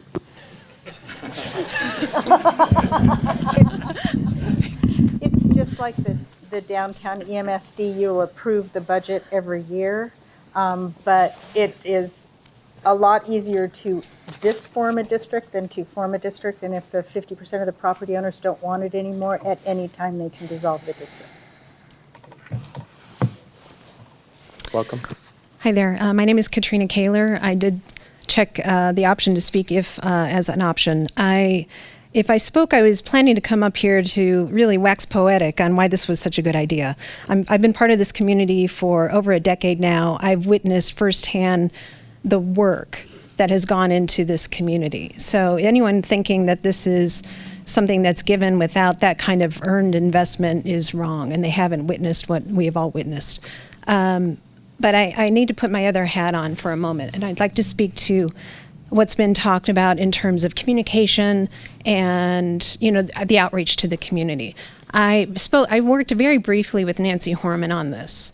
I've attended the working group meetings. I've attended Downtown Voices meetings. I've attended so many downtown meetings, and I'm even a little nervous and shaky, which is not like me because I talk quite a bit. This outreach was rather comprehensive, and I'm concerned that members of the community don't recognize how this has been an ongoing effort to invest in this community and how so much work was put into making sure that everyone was properly informed. It's not something that's taken lightly, and it's something that's been discussed at length, and I really just want to convey that really strongly to Council. Thank you. Thank you. Billy Shields. Billy, you are marked to speak. Welcome. Chairman, members of council, I just like to say I've come full circle on this. I'm an investor in several partnerships that own properties downtown, including the Lourdes City Center and one of the 28 that Mr. Roderick talked about. We're getting the bigger increase in the downtown partnership bid. Maybe 5-6 years ago, I would have advised property owners in this district, I don't know, you're getting your money's worth, But I've come full circle on that. I couldn't support this more. And while I don't own buildings today in this district, I'd love to have some. But I do, through my business, represent 3 large developments that do have property in this district. And I can say to you that the outreach to them And to me, just being in the peripheral without being a property owner in the district has been extensive. There are a lot of, property owners that are out of state, that are sort of absentee. I know some of those, represent some of those. I know that Dave Kreider has called me and said, how do I talk to these people personally? And not that it's not a valid concern. I don't want to minimize that. If you haven't been contacted and your voice hasn't been heard, that's what these processes are for. And you're talking to the people that use the public processes better than anybody. Because really what turned me around in this whole notion was the high-level thought that I think came from the mayor and others that the Downtown Partnership, Phoenix Community Alliance, and could be brought together under DPI. I was skeptical, like a lot of people. But only Dave Kreider probably could have done it, and it's been done so well with the support of CED and everybody else. But you're looking at some of the people, the Greg Assers and the Cindy Dashes and the Kevin Reels. There are hundreds. Katrina Kaler, there are hundreds. This is what I've come to know. And at first, maybe you don't appreciate it. You say, well, I'm the owner and I'm the developer, but they have made this area. And so you have a Chilean developer, largest residential developer in Chile, that says, I'm going to make a move to the United States. And you know what he picked? Roosevelt Row to build condos. And because of that vibrancy, and his marketing's all about that, I can tell you other stories. There's real value in this. Everybody who owns properties, values have been increased by what they've done. Now they need the sort of glue to make sure this goes when they're gone. Thanks. Thank you. Tim Igo, would you like to speak, sir? Certainly, thank you. Mr. Chair, members of the council, my name is Tim Igo. I'm a downtown resident. I am the chair of Downtown Voices Coalition, and I'm privileged to be on the board of DPI. So others have spoken about the nuts and bolts of the bid, which I strongly support. But I'd like to speak briefly about investment and the long-term investment that has culminated in this bid. As Billy just said, there are volunteers, some of whom spoke today, who have given tens of thousands of hours of their lives over the past decade or so to build our downtown. They and our grassroots network have made downtown far better. Somebody mentioned a parade. These people created the parade. They were at the front end, but they were at the back end at many times, and we know what's there. They have done the work. It's time for the city, I think, to help them move to the next level and to provide them the support needed to continue to invest in a great downtown. Thank you. Thank you. Jennifer Delgado, marked in favor. No comment, just in favor. Okay, thank you. Carla Wade Logan, also marked in favor. Good. Okay. Nicole Underwood, marked in favor. In favor. You good, Nicole? All right. Matt Seaman, marked in favor. Okay. Patrick Panetta, marked in favor. Good. And Jim McPherson, marked in favor. Good. Okay, so no more cards for this particular item. Any further questions or comments by my colleagues? Yes. So, Councilwoman? thank Igo? you for your work on this. As someone who represents part of the area, I have certainly seen all of the meetings that led to this, but nevertheless take very seriously that everyone in the community should have a seat at the table. So could you commit to meeting with the folks who need more information and walking through impacts, what can be done to ameliorate that? And Councilwoman Gallego, absolutely. I mean, we're going to go through a process now where it's going to go through a formal council approval process, and we'll have a month and a half to continue to have dialogue with anybody that feels that they need more information about how the bid would be structured. wonderful. So if we can challenge you to, when we next see you, to see what we can learn and work this out to make this a win. The people who I've been hearing from are very excited about this and don't want to wear out the community leaders who have been at all ends of the parade, but want more continued momentum and to capitalize on. It's a real honor to have one of the greatest places in America and something we should treasure and remember why it is that way, but make sure we have the infrastructure to keep it that way. And also want to thank you. One of the things I had asked the last time you were before this group was to really look at both sides of the sevens as much as possible. So I appreciate that outreach. In other processes at this committee, we've heard from people that the sevens are the gateway to downtown for many residents and that or visitors in particular, and that we want to make sure people know they are coming to downtown and that we can work across both sides of the streets. The sevens are also really important to connecting a lot of our residents who live just outside of the core area between the sevens, and we will want this new organization to be a real partner on connectivity issues. A lot of people now want to come into downtown on foot or bike, and so we have to make sure we have infrastructure that allows that as well. So that's another challenge, I think, at least from myself to the new organization, where I think that we can have quick returns and really maybe even make some investments before some of the major events that we will be welcoming to our downtown. So appreciate your work. There's still more work to be done, but I think we have a good infrastructure and look forward to supporting the motion unless it is time to make the motion. Okay, comments, Councilman Yes. Gates? Thank you, Mr. Chair. I would echo Councilwoman Gallego's comments in total, but in particular the comments about dealing with, obviously there are people that have concerns, but beyond that, I guess I would have the additional concern that there may be some property owners that have not received notice. And, having been through this in our own district, despite, don't question, there was a great amount of outreach that went on, but the fact that you have to go pick something up from the post office tends to get people's attention. So I'm just throwing that. I would hate for this wonderful process to be marred in some way by, people feeling like they hadn't gotten sufficient notice. So I wonder if you can't take a look at that and see, if certified mail is a possibility or some other way, especially when you have property owners who are not even here. If they were here, they would know about all the vibrancy and everything going on in all the meetings. But if they're not here, they may not be aware. And this is serious what we're talking about. We're talking about property taxes here. So it's not that it's just, hey, you weren't invited to the party, you missed out. I mean, this has economic impacts on people.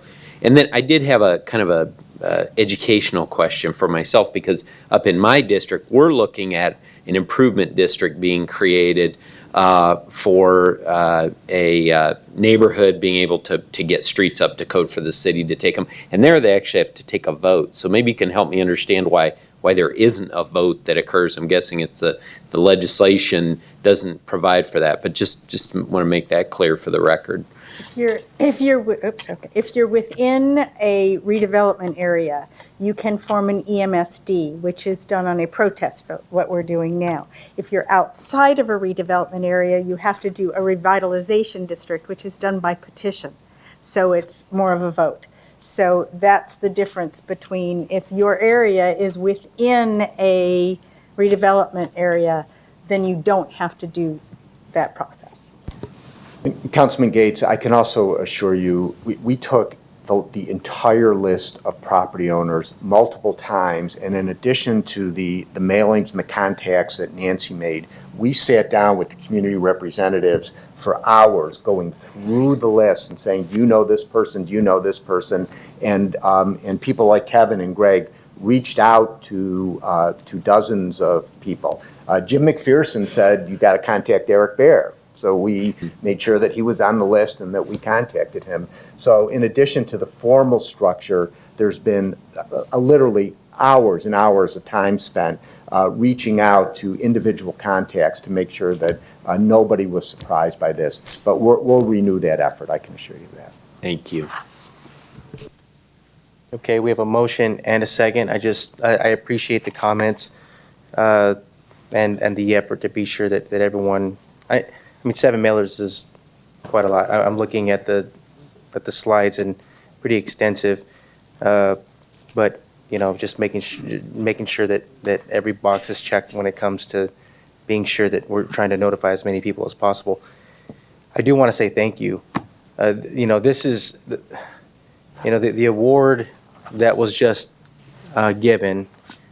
I mean that was done on on the backs of the people who live in the community, who work in the community, take pride in the community, who have this attitude of let's do this no matter what. And And in fact, the city could have been more supportive. I think, it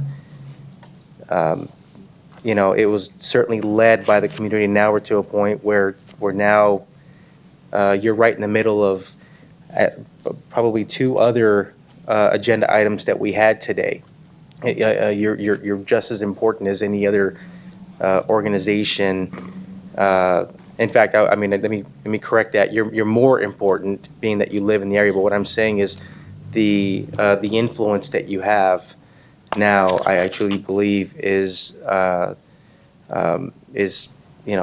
same as any other organization that we've been talking about today, as far as I'm concerned, and that really was done by by the hard work and effort, and Ms. Kaler, I think, mentioned it and said it best. There have been so many people who've worked for so long to get the neighborhood and to help downtown Phoenix get to where it is today. So thank you so much for your support and your effort in that. So we do have a motion, I believe, by Councilman Gallego, and a second by Councilman We have a motion. Williams. Perfect. Right. Okay. All in favor, say aye. Aye. Motion passes unanimously. Thank you. Thank you. Thank you.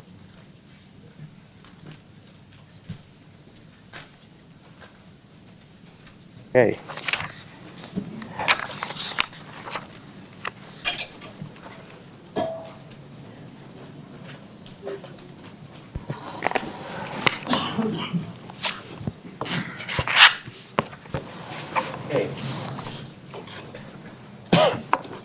Mr. Chairman, members of the subcommittee, in the aviation world, the airplanes are the main thing, but inevitably you have got to get people to the airport.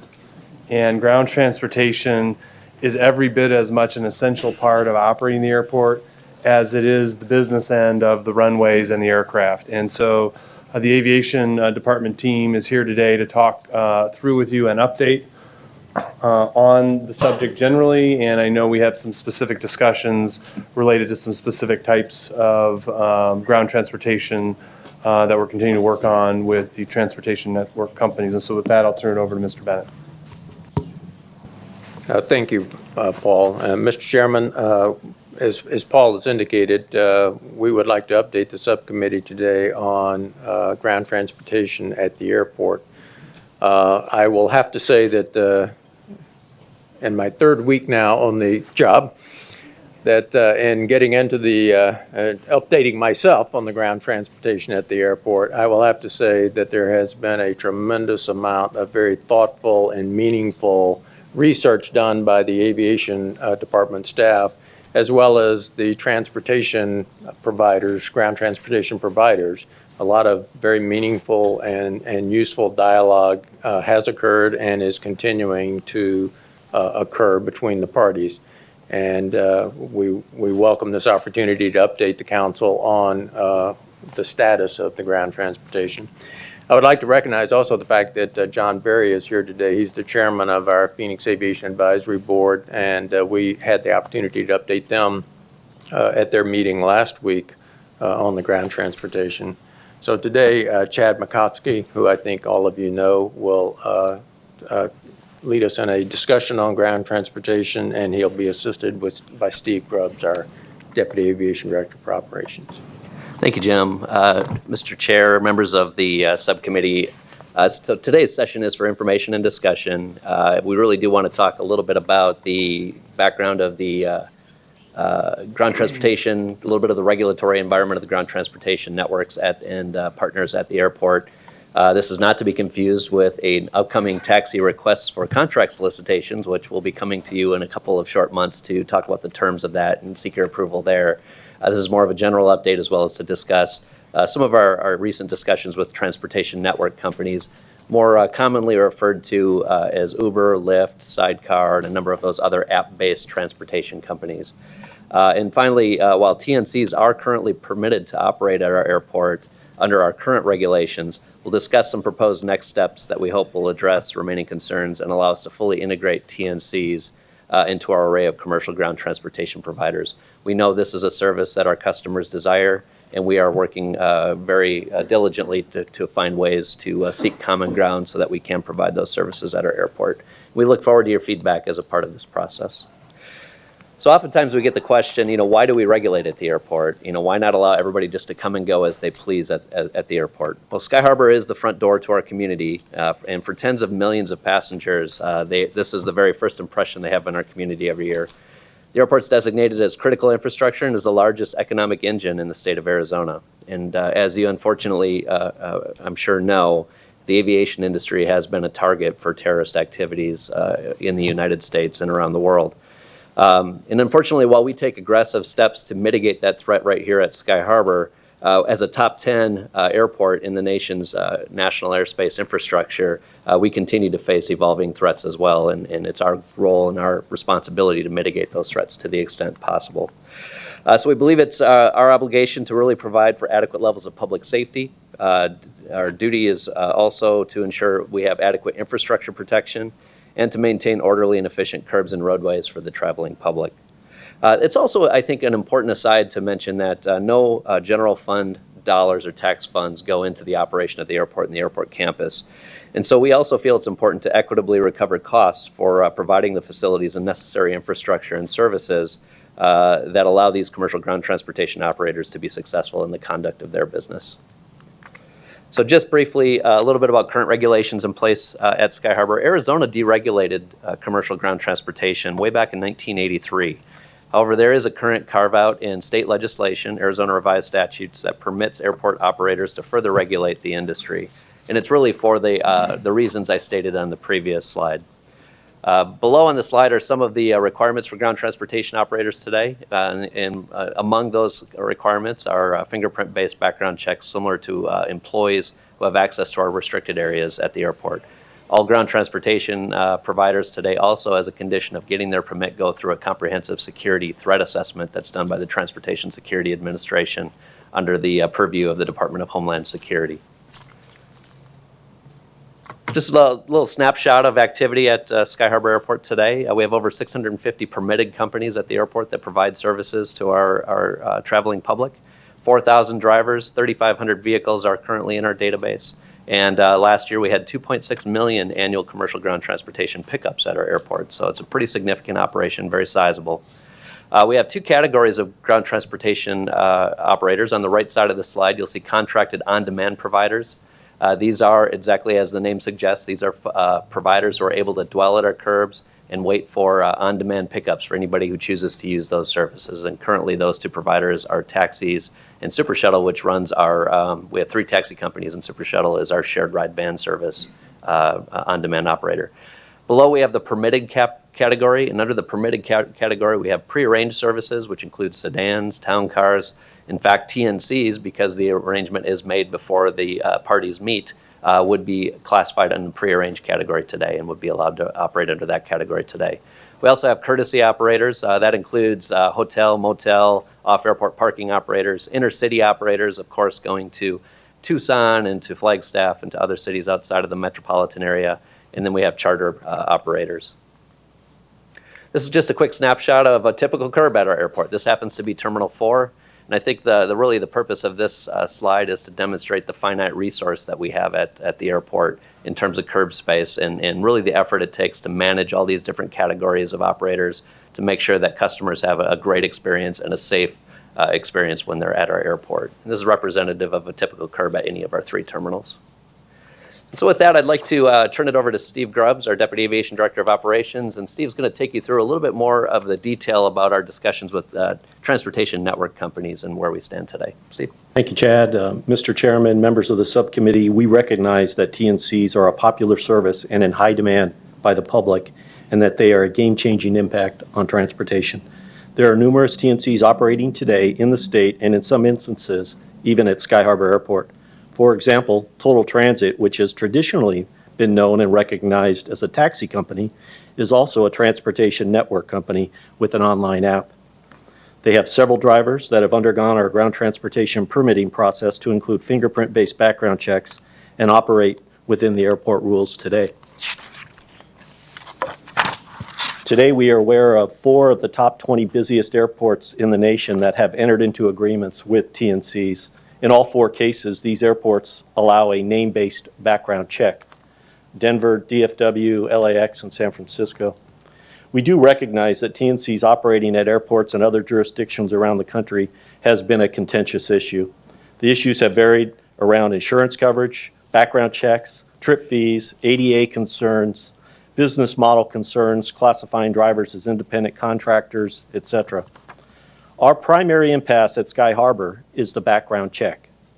We currently provide a fingerprint-based background check for over 20,000 people who work at the airport, including all ground transportation providers. We know that other airport negotiations are in progress, and this industry is evolving quickly. There may have been other airports that have reached agreement with TNCs just recently.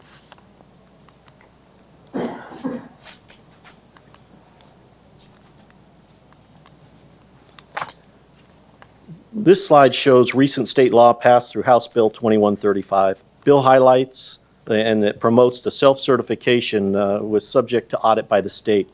A significant change is the insurance requirement.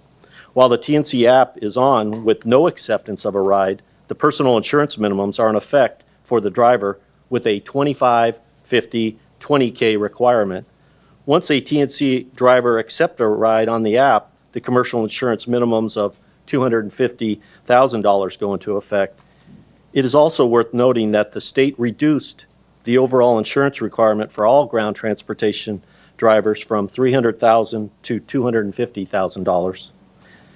The name-based driver background check requirement is also problematic because of the inconsistency in how each company conducts their process. This process varies among companies, and there is a lack of consistency and effectiveness within the industry. House Bill 2135 became effective on July 3, 2015, and provided the framework for TNCs to operate in the state. Arizona Revised Statute 28142, which has been in effect for many years, recognizes the unique challenges of airports and allows public airports to set additional or more restrictive requirements for ground transportation operators at each airport. There are a number of city code and other procedure changes that we are studying to be more business friendly, and that includes to streamline, simplify, and automate our procedures. We want to accommodate innovation and technology while creating a fair or level playing field among all our ground transportation operators to compete at the airport without giving one an unfair advantage over another. One example is that we would align ourselves with the state requirement for a third-party vehicle inspection there on the top. Today, city staff at the airport conduct those vehicle inspections for all vehicles that request to be permitted at the airport. By aligning ourselves with the state requirement, we would accept proof of the third-party vehicle inspection, which would take away the requirement for vehicle inspection to be conducted at the airport. The city would also subject TNCs to be audited similar to the state requirement. We have met with Uber and Lyft on several occasions and appreciate their cooperation and willingness to work through the issues and concerns that we have at the airport.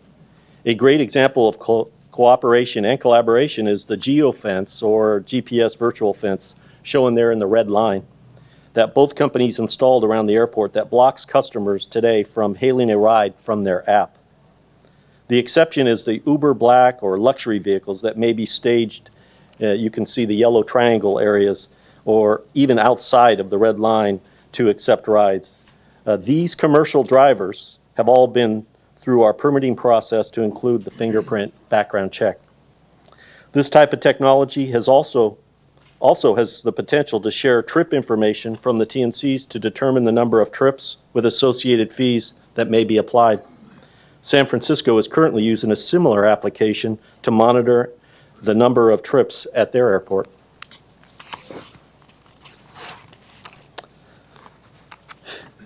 Sky Harbor Security Master Plan. Sky Harbor has grown to be one of the top 10 busiest airports in the nation, and this year expects to see over 430,000 takeoffs and landings and 44 million passengers traveling to and from the airport.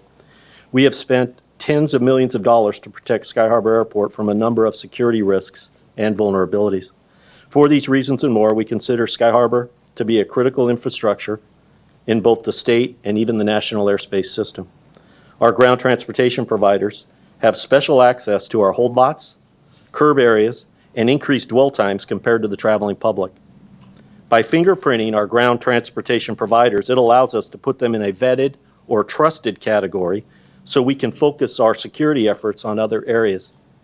As a note, City Code was amended in 2006, requiring ground transportation fingerprint background checks. As mentioned a moment ago, 4 of the top 20 airports have entered into agreements with TNCs. Most TNCs will not participate in a program or agreement requiring fingerprint-based background checks. Below, in the middle column there, in the no agreement spreadsheet, there are a number of other airports that require a fingerprint background check. Boston and New York allow only commercial drivers with fingerprint background checks to pick up UberX customers, as an example. The City of Houston requires a fingerprint-based background check to operate in the city and the Houston airports. In Miami and Chicago O'Hare's case, they prohibit all TNC activities at their airport. We have noticed that Lyft in San Antonio has agreed and allows customers a choice of drivers that have undergone a name-based or fingerprint-based background check. San Jose Airport has initiated a pilot program as well that would allow TNCs to operate after a fingerprint background check. However, no TNC has applied for a permit to participate in their pilot program.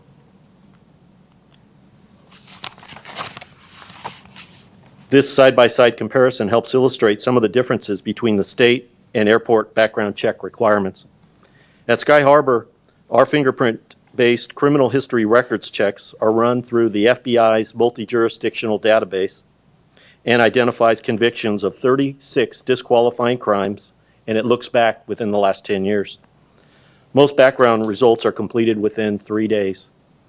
We also have an adjudication process we conduct when there are gaps or errors in that database. The Security Threat Assessment, or STA, validates citizenship, immigration status, and reviews against the terrorism watch lists. STA, or Security Threat Assessment databases, are not available to the public or to the private sector. Depending on the company, name-based background checks can be non-standardized and inconsistent. Next steps. For the next steps, we will continue to have ongoing discussions with the TNCs to come up with a solution that will allow them to operate at the airport.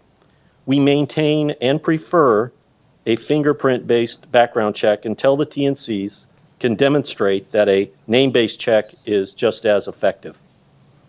We have offered a number of reasonable alternatives, including a pilot program for 6 to 12 months to compare background checks with the TNCs. Additionally, we have offered to allow Uber and Lyft to pick up passengers at our 44th Street station there at 44th and Washington Streets with only a name-based background check to get them out of the core of the airport. In the upcoming months, we will come back with a formal recommendation on city code recommendations and other follow-up. We would be happy to answer any questions or take feedback at this time. Okay, thank you for the presentation. I do have several cards. I want to begin with Kurt Schwall from Sterling. I did speak with Uber, Lyft, and city staff. I know, Kurt, you have a short presentation that you'd like to share with us. Yes, I think we're going to pass that around to the committee members, and I'm just going to touch on some of the highlights of the presentation deck so that we can save time for any questions that you may have. But by way of introduction, my name is Kurt Schwall. I'm Vice President of Corporate Ethics and Compliance for Sterling Backcheck. Sterling Backcheck is a leading global provider of background screening services. We have over 23,000 clients, and we perform over 15 million background checks per year.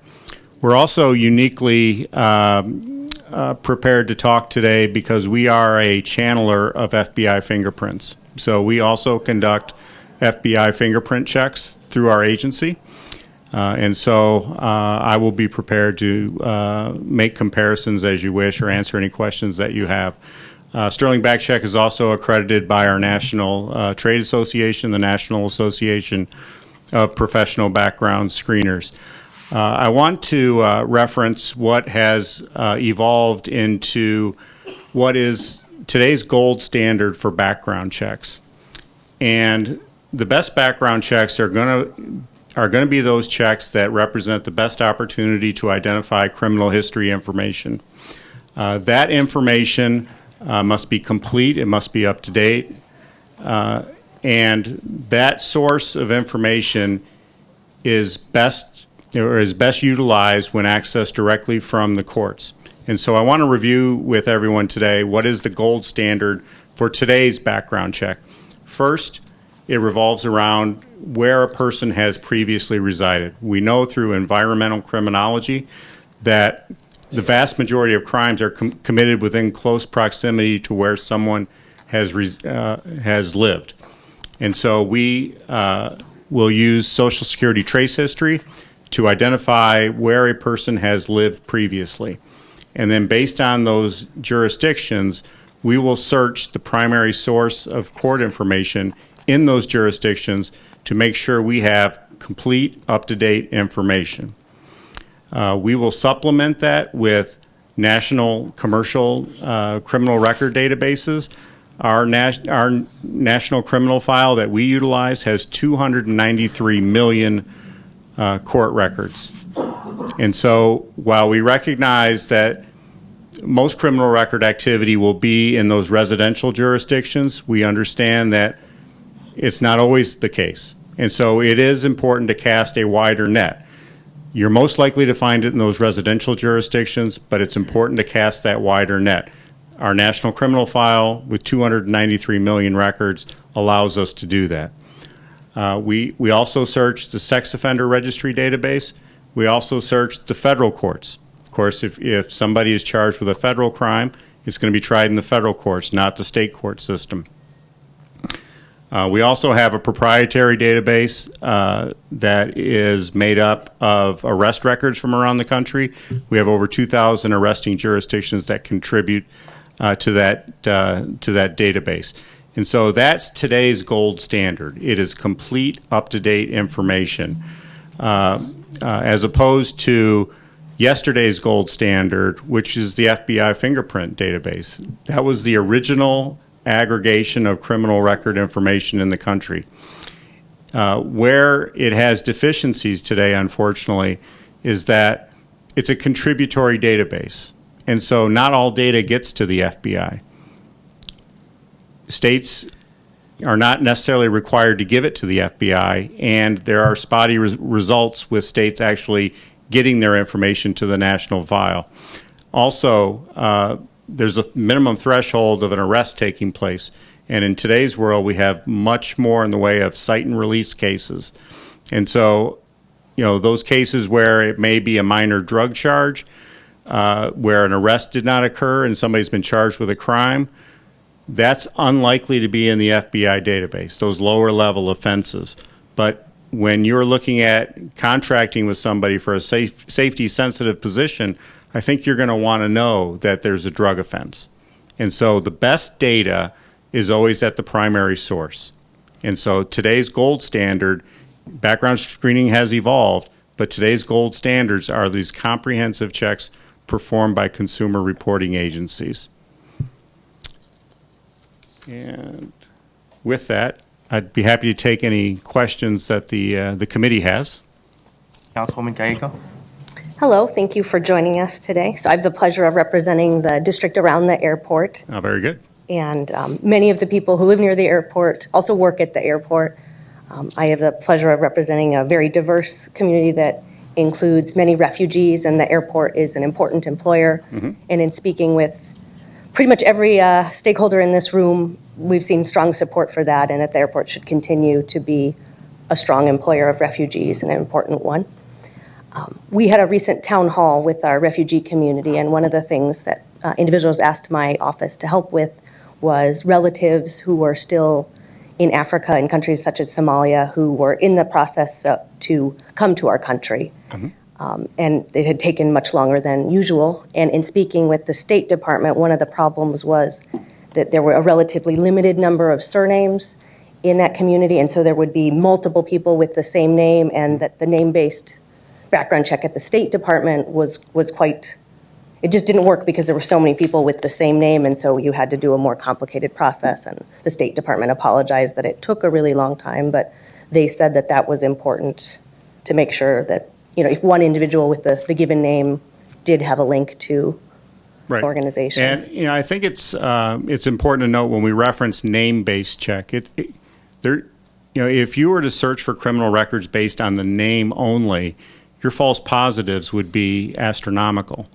But today's world, it includes other identifiers such as date of birth, social security number, driver's license number. It's an aggregate of data that's utilized for accessing criminal history information. And so when we state name-based checks, it's really more than just a name, and that other identifiers are involved. And as a consumer reporting agency, we're regulated by the Fair Credit Reporting Act, and we have a very high bar of quality to achieve. That standard in the FCRA is maximum possible accuracy. And so we're not in the business of getting it wrong.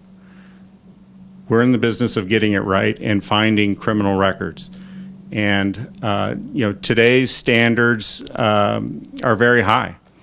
And in no circumstances does anybody do a name-only search. And I don't believe the State Department does name only. I believe they have access to. Yes, that's correct. Okay, thank you. That answers my question. Any other questions or comments from Mr. Schwal? Councilman Gates? Thank you, Mr. Chair. Appreciate you taking the time to join us today. I wanted to get into this issue of, I think it was raised in the presentation by staff, about name-based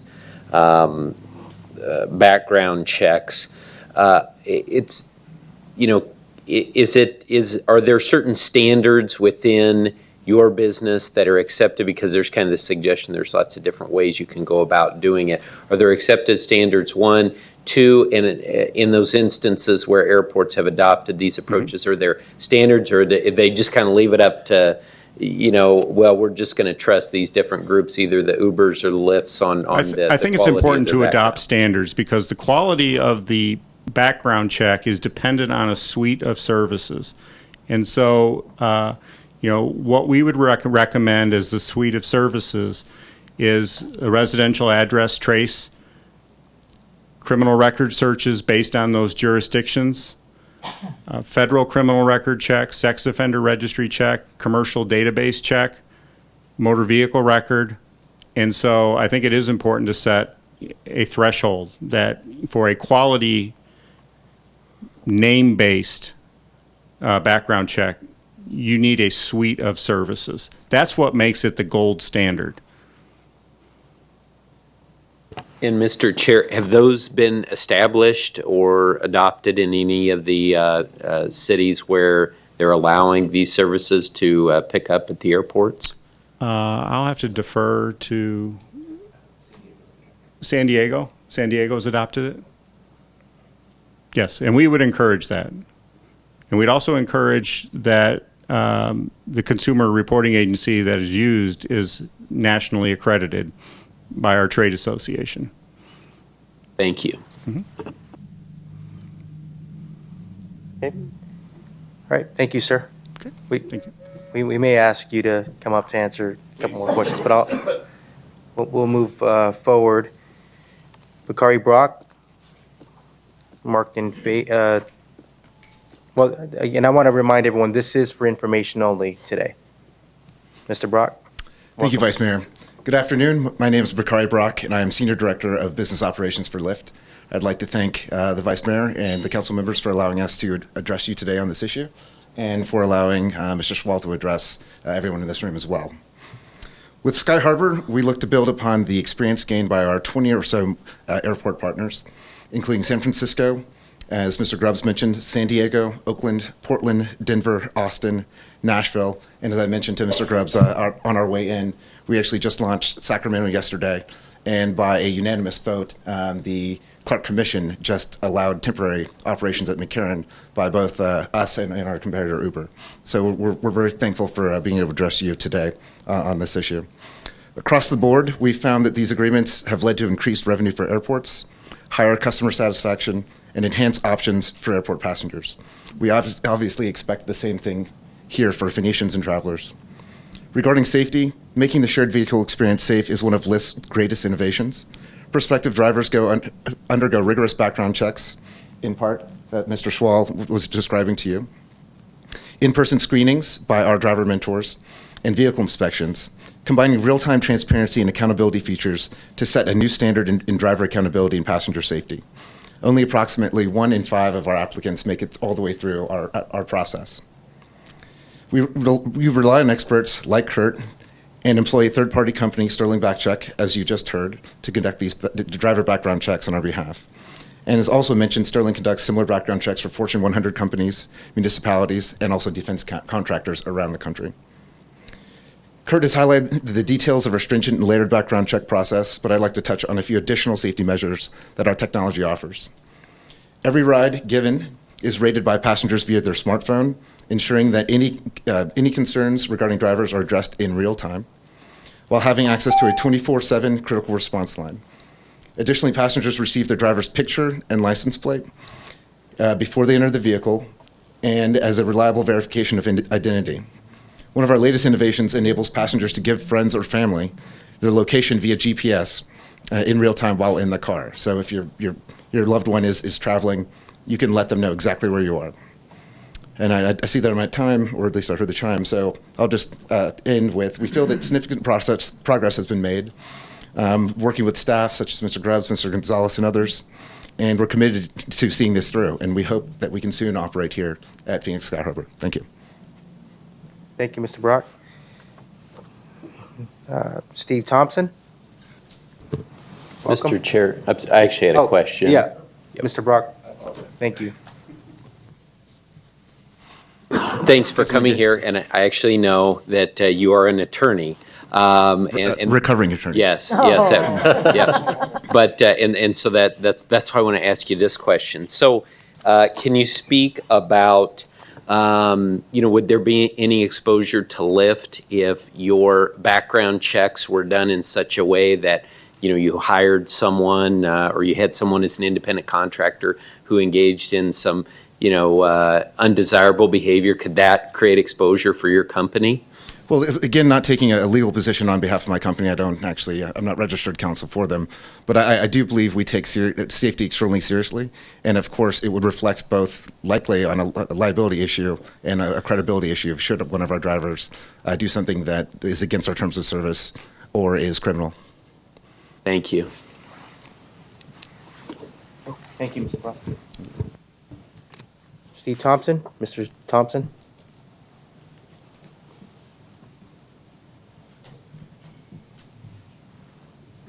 Good afternoon, members of the subcommittee. My name is Steve Thompson. I'm the general manager for Uber here in Arizona. As an Arizonan, I'm proud to say Uber's now in 4 cities in Arizona, including my hometown of Yuma. But one place we're not is the airport. What we've seen is in our growth over the last 4 years, we've grown into 350 cities across the world, about 200 domestic. Of the 23 to 28 states have statewide legislation. Dozens of others have accepted TNC city level legislation. And the next frontier is really helping and working with understanding how our riders that get rides in 200 plus cities across the U.S. can start getting rides at their favorite airports, whether that's where they live or that's where they're traveling. And since then, you'll see on one of the sheets a breakdown of all of the airports that we have agreements with. I believe it's over 32 now, and I believe we're actually close to 5 of the 10 largest airports having agreements in place. Those are agreements that have accepted our Social Security-based background checks as being equal, if not higher levels of safety than the traditional fingerprinting system for a number of the reasons that the gentleman from Sterling just commented on. And I'm happy to answer questions about background checks, but what I can say is that the checker background check process, the third party that we use in order to screen those background checks, carry very similar levels of credentials, if not higher level of credentials. I like to say that Uber always tries to do a little bit better than Lyft in just about everything, but that's my operations bias, obviously. But we hold safety to very similar levels of standards that Sterling explained there in our checker background check process, of which I've detailed some of those explanations too. I think the one unique element to clarify is that TNC's in this level playing field. We actually don't quite have a level playing field in terms of there are no ability to pick up ride requests as individuals are circling around the airport. They can't wait in cell phone lots. So I would actually argue that all they can do is be outside of airport property, come in to pick up a ride, take the 30 seconds it takes to put baggage inside of that car, and then leave the airport property right away. I think private passenger vehicles actually spend more time on airport property during a pickup than a TNC would. But that being said, I really do appreciate working with the Ground Transportation Department, especially Mr. Grubbs, Mr. Gonzalez. I think we've had about 10 different interactions over the last 5 months trying to find middle ground on this issue, and look forward to working with everyone here. Thank you, sir. Any questions for Mr. Thompson? Councilman? Thank you, Mr. Chair. Thanks for being here. Appreciate it. So, of those airports that you're allowed to pick up at, which ones did your drivers go through the background or go through the fingerprint checks? Is it just Houston? Houston is unique in that Texas does not have statewide legislation. So every city requires a number of different types of things. Houston requires fingerprinting for a citywide ordinance, and the airport's included in that. As I stated, I believe it's on slide 3 or 4. There's actually no TNC-specific permit just for airport operations that we have applied for, I believe Lyft has applied for, that requires fingerprinting of driver partners. Some airports, as part of the recommendation that I provided, and I believe slide 6 or 7, is doing an OR system, which is what was explained San Antonio has provided, where you as a rider can request a driver that's gone through traditional fingerprinting process or a driver that's gone through the Social Security-based background check process. In short, no TNC-specific permit that requires fingerprinting at the airport we have applied for. One was introduced by San Jose, but as you'll see there, San Jose City Council, after seeing 0 TNCs apply for that permit, is now going back and reconsidering how they can work with TNCs to accept Social Security-based background checks. And just to follow up then on Houston, since that's a citywide ordinance, what's your experience been there, I guess? Well, how long has that been in place? I'm not sure of the specific number of days that's been in place, weeks it's been in place. So it's new. It's relatively new. I know that we're actively meeting with the Houston City Council as well to not only reverse that for the airport, but to also educate them and inform them of how they can adopt Social Security-based background check requirements for TNCs at a whole city level in addition to that. But you're currently right now recruiting folks to be Uber drivers in Houston? Yes, difficultly, but yes. And can you expand upon that? What do you mean? So one of the slides I provided for you is that currently less than 1% of individuals that drive on the UberX platform pick up at the airport. Less than 1% of them have gone through that process because the reality is you have to understand that these are extremely part-time individuals. The average driver partner on Uber drives less than 10 hours a month. So if you're going to require them to not only go through a Social Security-based background check, of which we similarly have a 10 to 20% fail rate of the background checks, but that's just the first step. In addition, they have to upload pictures of their vehicle registration, their insurance, go do a vehicle inspection. So by the time they go through all that 10 to 20% fail rate, very few of those individuals actually get through the entire process. You'll see that when we actually required one new document via legislation that had to just be taken a picture of and uploaded, we lost 69% of applicants because they weren't willing to go through that step since they're only driving 10 hours a week. So it's extremely difficult when you then add the onerous additional requirements of essentially double checking some of these background checks of going through fingerprinting. You're not going to get a lot of individuals going through that process, which is what we've seen in the low reliability of UberX at the airport. Mr. Chair, you currently have UberX drivers who are picking up folks at Sky Harbor? What we typically see, Councilman, is those individuals are traditional limo livery drivers that have elected to pick up UberX requests. So they're typically picking up the Uber Black or Uber SUV requests, but they realize that there are no UberXs or Uber XLs at the airport in the traditional model, so they're willing to accept a lower fare in order to receive that dispatch. There have been some individuals that have gone down and registered, but as I said before, the true TNC-only peer-to-peer model, less than 1% of the total driver population in Phoenix is purely picking up as a TNC at the airport. Thank you. Thank you, sir. Thanks. Van Means. I think I turned mine in last. I expected to be last. Thank you very much, Council, for moments. I represent Yellow Cab. We've been at the airport since 30 years, and just wanted to talk about the level playing field here just briefly. 2 points. We support greatly with the airport the mandatory checks, and of course in the last meeting that we had, the airports even said they would go ahead and pay for the cost of the fingerprinting, which was turned down by the TNCs. There are TNCs though, however. We work together now with Z-Trip, which is fast growing, which is willing to do the background checks, fingerprinting, everything to work at the airport. So I don't see why that's an issue, and it kind of concerns me why they would not want to have those, especially if they didn't have to pay for them. Secondly, the other concern that we have is the change in the insurance that is being utilized. If you read the slides there, it says it drops down to the $25,000 if they're coming onto the airport, but they don't have a fare yet. Our only concerns with that is that if a fair playing field is to exist, we as a taxi cab company, if we have somebody that's going to the airport to sit and wait to take a call and they hit somebody, kill them, whatever, we're fully liable. That comes our entire insurance.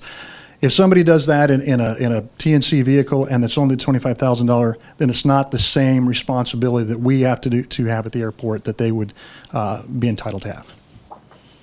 So that's all I've got. Thank you. Thank you. John McDonald.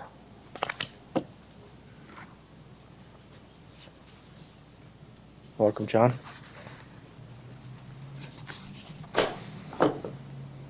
Thank you, Mr. Chair, members of the committee. For the record, John McDonald here representing Total Transit. As Mr. Grubbs and Mr. Makovsky detailed in their presentation, we've met with them, had very productive discussions.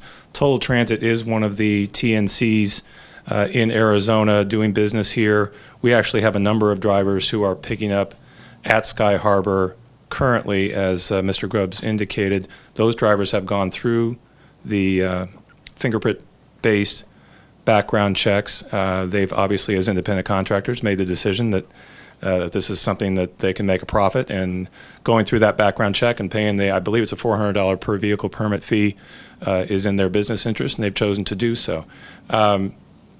We absolutely, as a TNC, excuse me, as a longtime taxi operator that still has 2,000 roughly traditional taxis in their fleet in Arizona, but also as a TNC, we completely support the idea of the airport being opened up to TNCs and a level playing field being maintained, and give consumers the option to choose the product that they think fits their needs best. In terms of the fingerprint background check, it is something that our drivers who are picking up at Sky Harbor are complying with. If that's the decision that is made by this council and by the airport to continue that, our drivers will continue to comply and make that business decision as an independent contractor. If, on the other hand, there's an alternative reached, then all we ask is that the playing field be level for everybody. It really doesn't seem to make much sense to distinguish between one vehicle with a driver and four wheels picking up a passenger and taking them somewhere for money versus another vehicle, whether it's a yellow cab or super shuttle, Total Transit, Uber, Lyft.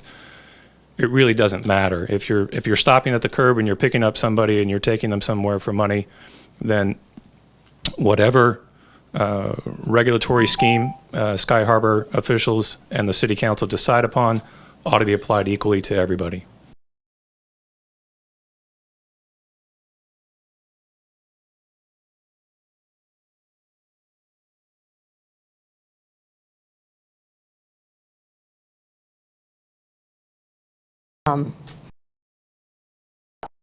That we offer choices to people coming into Sky Harbor. I think that's what people want, and we're going to see more and more choices. Right now, we're contemplating TNCs as one agenda item and taxis as a future agenda item.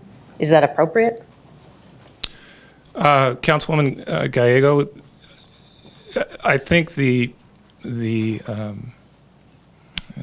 and Lyfts of the world and my client, Total Transit, have demonstrated that the market is changing rapidly in a good way for consumers. Uber and Lyft brought a product on board, and now others like my client have followed suit with their own app. That's it's going on everywhere. I think the answer to that question is, and I'm sure the Sky Harbor folks have seen this in other airports, technology is changing the marketplace in a tremendously positive way, I think, and in a way that is going to, over time, diminish the need to have those distinctions. I think eventually they are going to become, and I think they largely have become in some way, distinctions without a difference. You have a vehicle with a driver and four wheels, and you're picking somebody up and taking them somewhere for money. There are certainly wide variations in business models and how those companies are run, how they're structured, their relationship to the drivers. But in the end, they're all providing the exact same service. So it's a long way of saying I think over time that distinction is going to become less and less relevant. Thank you. Thank you, John. Thank you. Gregory Torres.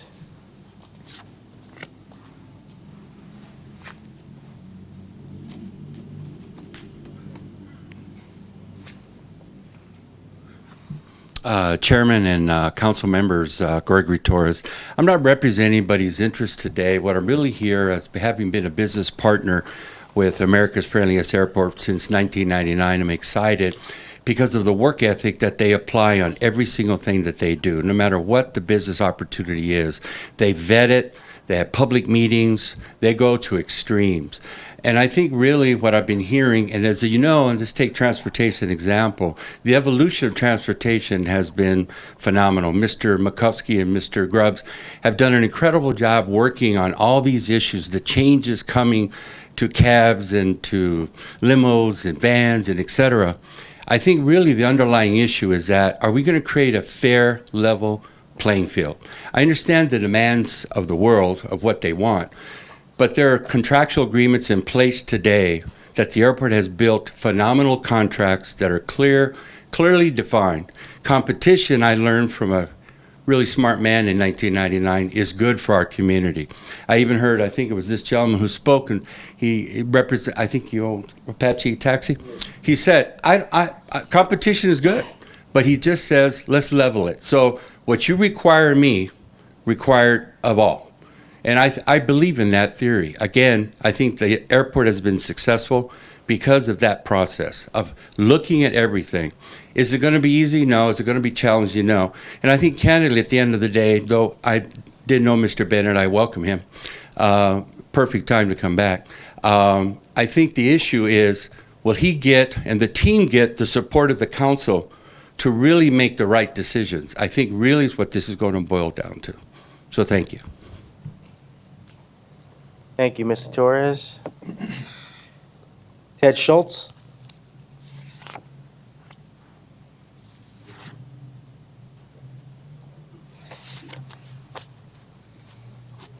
Thank you.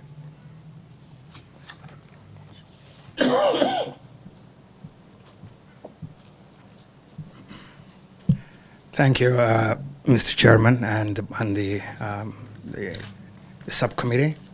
My name is Omar Bogart. I'm not Ted Schultz. Ted Schultz is my colleague there. He's given me his 2 minutes of time because I have a statement that will last probably 4 minutes, if it's not more. Like I said, my name is Omar Bogart, and I represent the Mayflower Cab Company. It's a contractor, present contractor at the airport. The little flyer that I provided you is what I'm really going over here. In light of the new TNC business model era, I would like to highlight few issues that concern Mayflower and those who are similarly situated. The TNC's encroachment upon the on-demand hire market without adhering to the same costly regulations as the other on-demand operators is an alarming, to say the least. Judge Coleman of United States Court of Northern District of Illinois recently made the following finding, and I quote, "Taxis and TNCs are similarly situated." I'm not a lawyer, but I think what it means is it's the same. There is no material difference between raising your arm and hail a cab and putting your location in an app with request for immediate transport. Rides can be prearranged for a set time, hail it or virtually hail it, a cab through an app, end of quote. The Uber is at the airport and it's working, and people are flagging. According to Arizona Republic article, Sky Harbor Mullen Uber Lyft service on September 25th revealed that travelers are indeed unable to hail Uber. The ordinance the city is considering for the TNC may amount to creating a regulation that is less onerous than the airport taxes in all areas. For instance, new TNC is, among other things, are lobbying persistently to removing the long-established security mechanism that kept the Sky Harbor Airport, its employees, and the traveling public safe for years. This safety mechanism is the all-important FBI biometric criminal background check. This we should not compromise. The city should not compromise with this issue. In addition, Uber introduced a flexible insurance policy that is effective only when there is a customer on board and not effective otherwise. If there is a mishap, for instance, after they drop off somebody at the Terminal 4 and hit somebody, there is no insurance. Uber have nothing to do with it.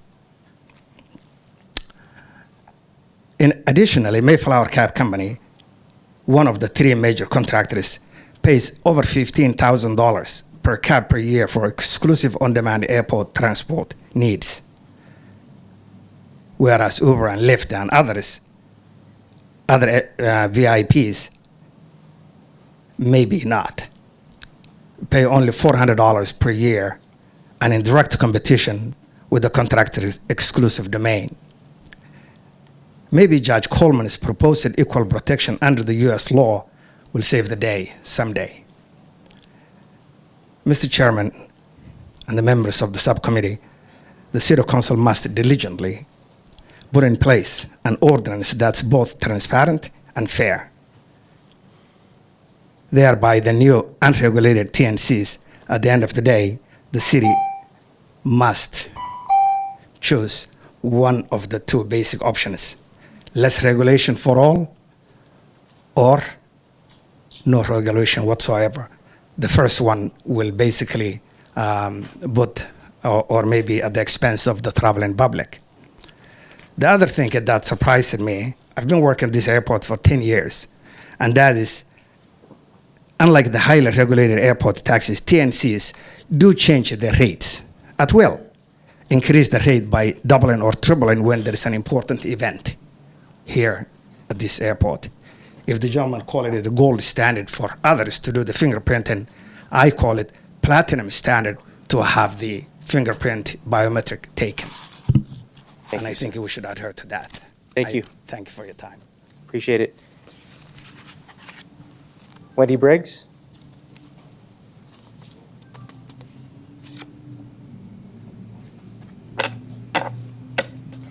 Mr. Chairman, members of the committee, my name's Wendy Briggs. I'm with the firm of Veritas. We represent Uber Technologies. And just a couple of things I wanted to clarify that were brought up in prior testimony, and I'll be brief.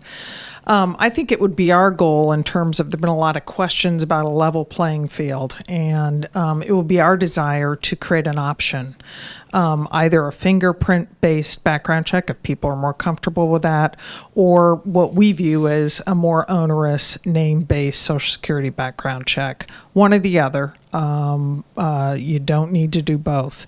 That is the way we went in terms of the state legislation that was passed. We created a number of options in the law relating to background checks, et cetera, in order to distinguish between business practices of some of the TNCs and some of the taxi/livery companies. So that's how we approached it. Another question or another comment that was made dealt with insurance. And I can tell you that having spent 2 years talking about insurance as it relates to TNCs, the legislation that was crafted basically provides that anytime a ride has been requested and you've accepted a ride request, even if there's no one in the vehicle, through the time you drop your passenger off, $1 million policy is what Uber and Lyft have in place. What's in law right now, what's required right now, was $250,000. I can tell you that was a process of negotiation because the current requirement for most for-hire transportation before that was $300,000. And there wasn't a desire by the legislature or other people in the stakeholder group to up it to $1 million, which is where we were going with it. We still maintain those $1 million policies and will continue to maintain them. In fact, in discussions with the airport, we have agreed to make those effective when operating on airport property, whether someone's in the vehicle or not. The last thing I just wanted to mention is there is definitely a desire for Uber at the airport. We started a petition signing effort about 23 hours ago, and in that time we've had roughly 20,000 people sign saying they'd like to see that as an option at the airport. So just wanted to comment on those things. I'm happy to answer questions. Any questions for Ms. Briggs? Councilman?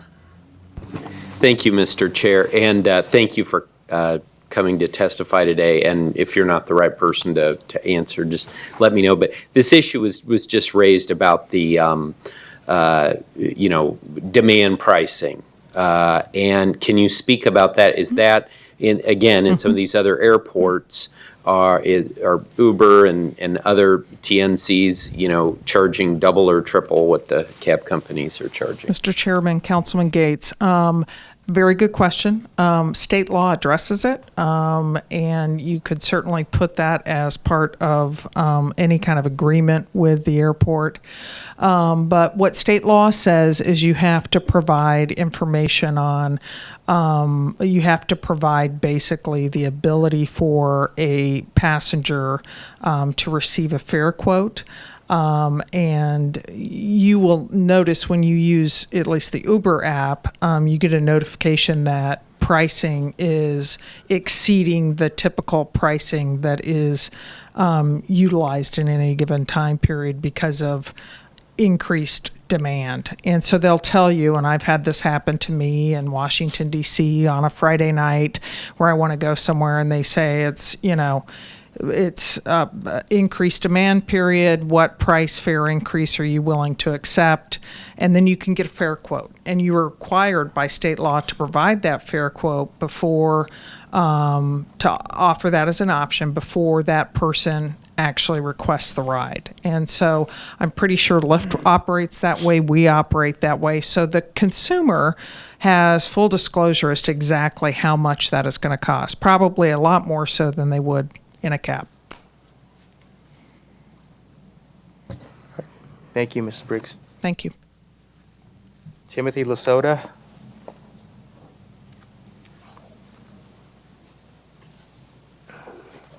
Good afternoon, members of the subcommittee. Mr. Chairman, I'm Timothy Lasota here on behalf of VIP Taxi, and Mr. Bogart talked a little bit about the rules for actually getting into the airport. And I think that I don't doubt that there is significant demand for Uber at the airport. It's a good product. There's no question about it. But what's the rule going to be going forward? Is it going to be you got to pay $15,000 a year if you're a taxi cab, and if you're Uber, then you get in for nothing? That ought to be unacceptable to this city, to the council. If it's going to be bid out in a competitive process for everyone else, then it ought to be bid out, or we ought to find some system where everyone pays the same amount in order to pick up people at the airport. That's just a simple free market principle. The thing about Uber and Lyft is they can always describe the differences in their business models, and there are clear differences. But when it comes to explaining why they should get special treatment, they can never really point to a reason, and there's a reason for that. There is no reason. They should be treated the same as everyone else. Councilwoman Gallego asked the question, should we have 2 separate agenda items, one for taxi cabs, one for Uber Lyft? The answer is absolutely not. As someone else put it, there are 4 wheels and a driver, and there's no reason in the world that everyone can't be treated the same. That should be the goal of this committee, the goal of council. Sure, open it up for everyone. Let's get Uber and Lyft at the airport, no problem there. But let's not get them on terms that are not enjoyed by any other company, and let's not adhere to some false distinction that they are prearranged transportation services, and someone who holds up their arm or calls someone on the telephone for a cab should be treated differently and charged tens of thousands of dollars for that same privilege because of that one difference. I'd be happy to answer any questions. Any questions for Ms. Lasota? Thank you. John Sechrist. Good afternoon. I'm John Sechrist. I am Regional Vice President for Super Shuttle. We've operated in the airport 30 years, and we carry about 800,000 passengers annually between our Super Shuttle and our Execucar sedan service. As long-term stakeholders at this airport, I wanted to say that we strongly support the airport's efforts to maintain the highest possible standards for driver safety. It's also important to note that what the airport is asking is not an either-or proposition on these background checks. It's an additive check. So you have to get a security background check already to get a state authorization to drive commercially in the state of Arizona. What the airport is asking is that in addition to that, you go through this FBI database-backed fingerprint background check. It's not logical to argue, whichever one you believe is more accurate, it's not logical to argue that 2 checks aren't preferable to 1 if you want to make sure your airport is as certain as it can possibly be. And I know everybody in the subcommittee and everybody in aviation management, that's their number 1 goal, is to make sure the 44 million people that use our airport each year do so in as safe an environment as possible. So this whole issue gets pretty confusing. I'll try to sum it up because I only have a couple of minutes here.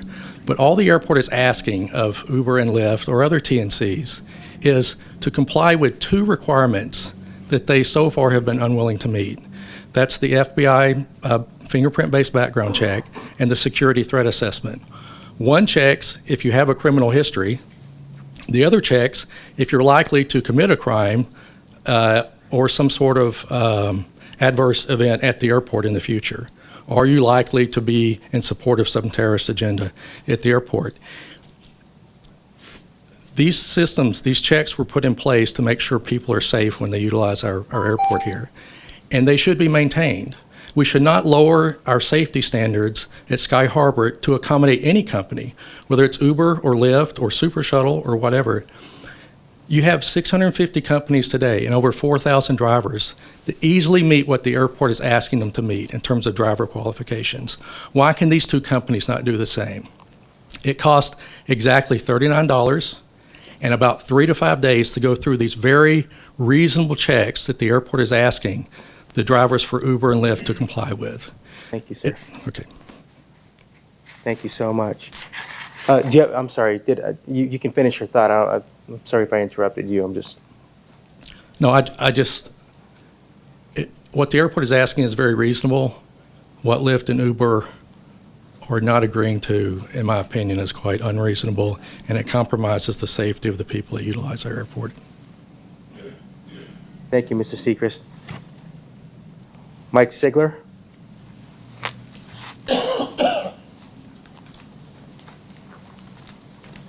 Good afternoon. I'm a novice to this. I've only been in the ground transportation and airline industry for about 35 years, so I'm rather new. I'd like to point out a few things. The fingerprint check should occur. If a company has a heartburn or a problem with that, A, their driver has something to hide.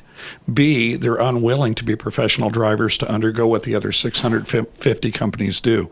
C, we want a level playing field. Is that a fair statement? We all want that. Then everybody should comply. And if 1 or 2 companies feel they don't want to do that, they can't come to the party. That is a fair playing field.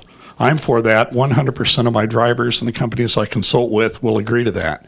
I challenge the other companies if they truly claim, quote, we want a level playing field, What do they have to hide? Why would they not want to have them go through a security threat assessment and a fingerprint check? I think everybody in this room would agree that is truly a fair and level playing field. Number two, I believe somebody from Uber had said their drivers only drive 10 hours a month. The one thing they talk about, they also mentioned, was safety. Now, I've been a defensive driving instructor, and I see many familiar faces in the room, and I've been teaching that for 30 years for the National Safety Council. I've done risk assessment and risk analysis for over 3 decades. I have a 35-year perfect driving record, so I can say I am fairly astute when it comes to driving. I can assure you that a part-time occasional driver who's fatigued from his regular day job or night job then goes out, hops in his personal car to go drive Uber or Lyft or something else for a few hours has a much greater chance to be in a wreck than a person who has been driving professionally for 5, 10, 20 years and driven hundreds of thousands of miles safely. That's common sense. Regarding insurance, should be $1 million.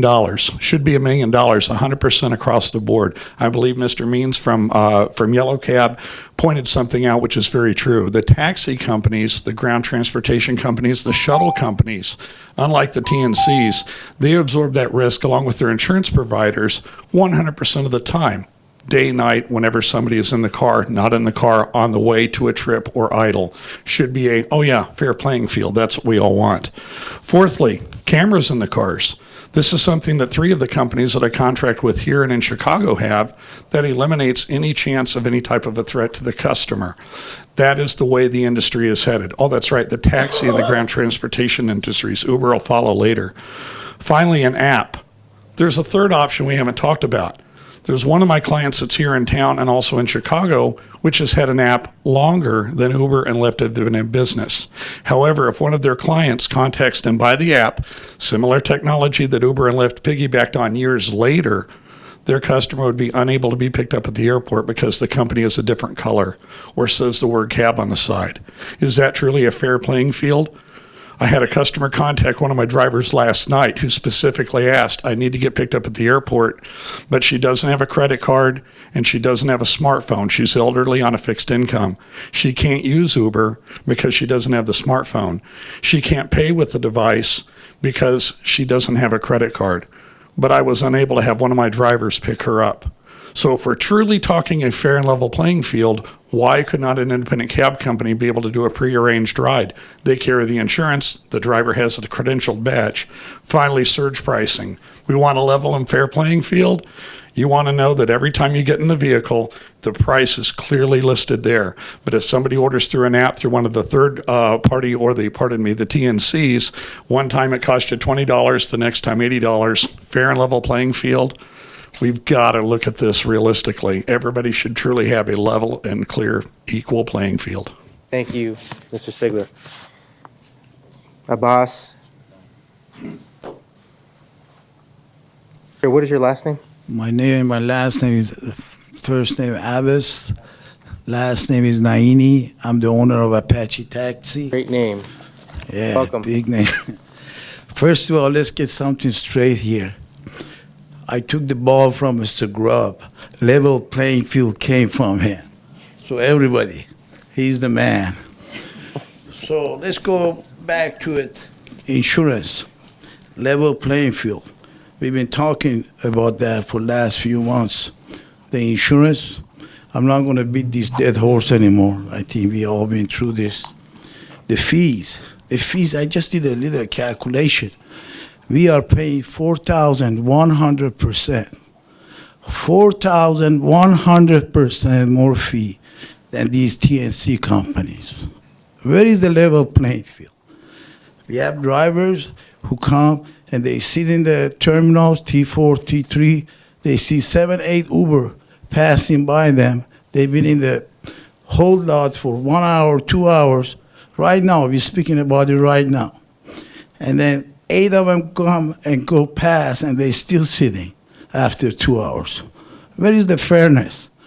I want to know if you city councilmen here, they were hired in different standards. How would you feel?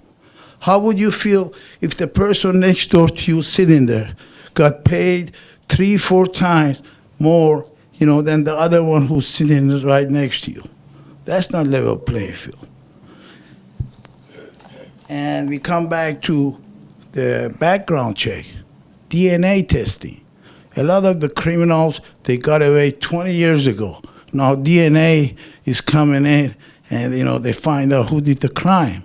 Yes, we need to have the background check, not only by fingerprinting, even if some new technology comes, we have to be on top of that.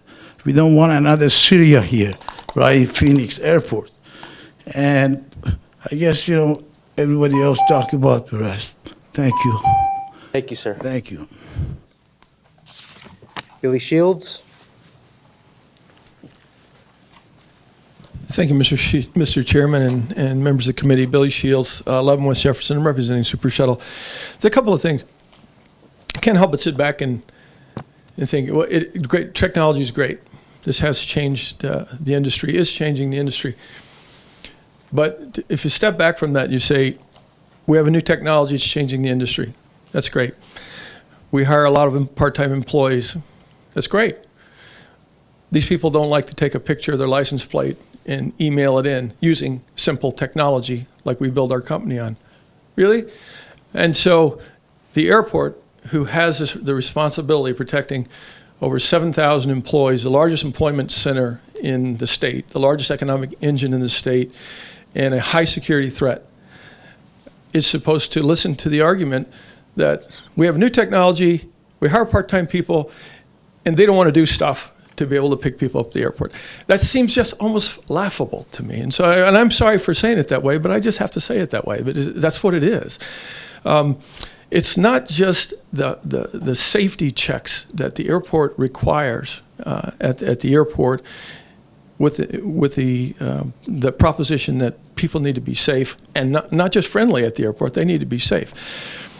But the requirements that have been developed for the Super Shuttles and these taxi companies over a long set of time, Super Shuttle used to pay $90,000 in fees under the last 5-year contract. And starting with the new contract, which we're grateful for, that started in January, they now pay $1 million in cost recovery to the airport for the transportation systems, for the curb attendants, for whatever that is that goes to help maintain our airport. The vans, Super Shuttle's known in the industry for maintaining their fleet of vans. They had a good fleet of vans before this new contract. And the new contract required no van could be over 18 months old. They had to go out and buy a whole bunch of new vans. So when we talk about this issue of leveling the playing field, and we're not opposed to that, there's a lot of pieces to leveling the playing field. It's not just let us come in there and reduce the background checks. There's a lot of pieces to it. But I think you all approach it right in looking at it in terms of that Sky Harbor's an asset and a resource, and safety there's a primary concern. And I believe you also believe in a level playing field. Thank you. Thank you. Barb, last card. Barb Meany. Quite the distinction to be last.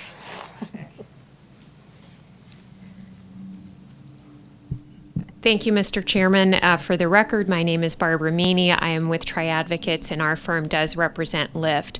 I think we've had a very important discussion today around some of the critical policy issues that you, as a council, are going to have to make some important decisions about. I want to clarify or add to a couple of those discussions that were raised today. Among those is the notion of a level playing field.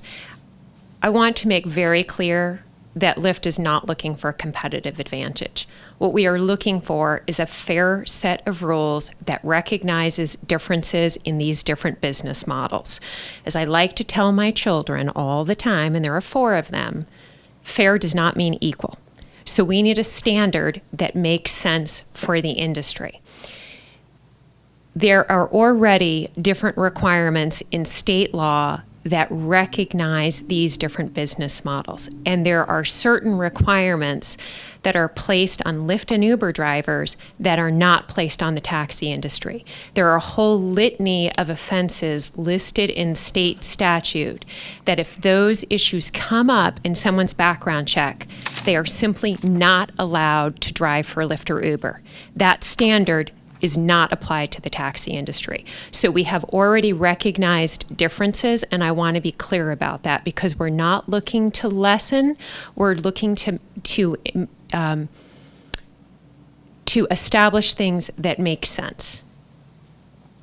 The trip fee, this was talked about. Want to make very clear, we touched upon this very lightly today, but Lyft and Uber are absolutely prepared to pay a trip fee as part of the privilege of providing pickups at the airport. So that is not an issue. Again, we are not looking for some competitive advantage with those who have contracts with the airport that pay certain fees for that privilege. Let's talk about security, because among all the policy issues you have discussed today, security is paramount among them from my viewpoint. There is an impression that somehow Lyft and Uber are looking to lessen security standards at the airport. Nothing could be further from the truth. Safety and security are far and away the number one priority for these companies. This service does not exist. These companies do not grow if they cannot provide a safe platform for their drivers and for their passengers. I say this at the risk of showing some gender bias, but I think it is a statistic that speaks to how strongly safety and security are felt at Lyft, and that is that 60% of the passengers at Lyft are female, and 30% of the drivers are female. Safety and security are our number one priority.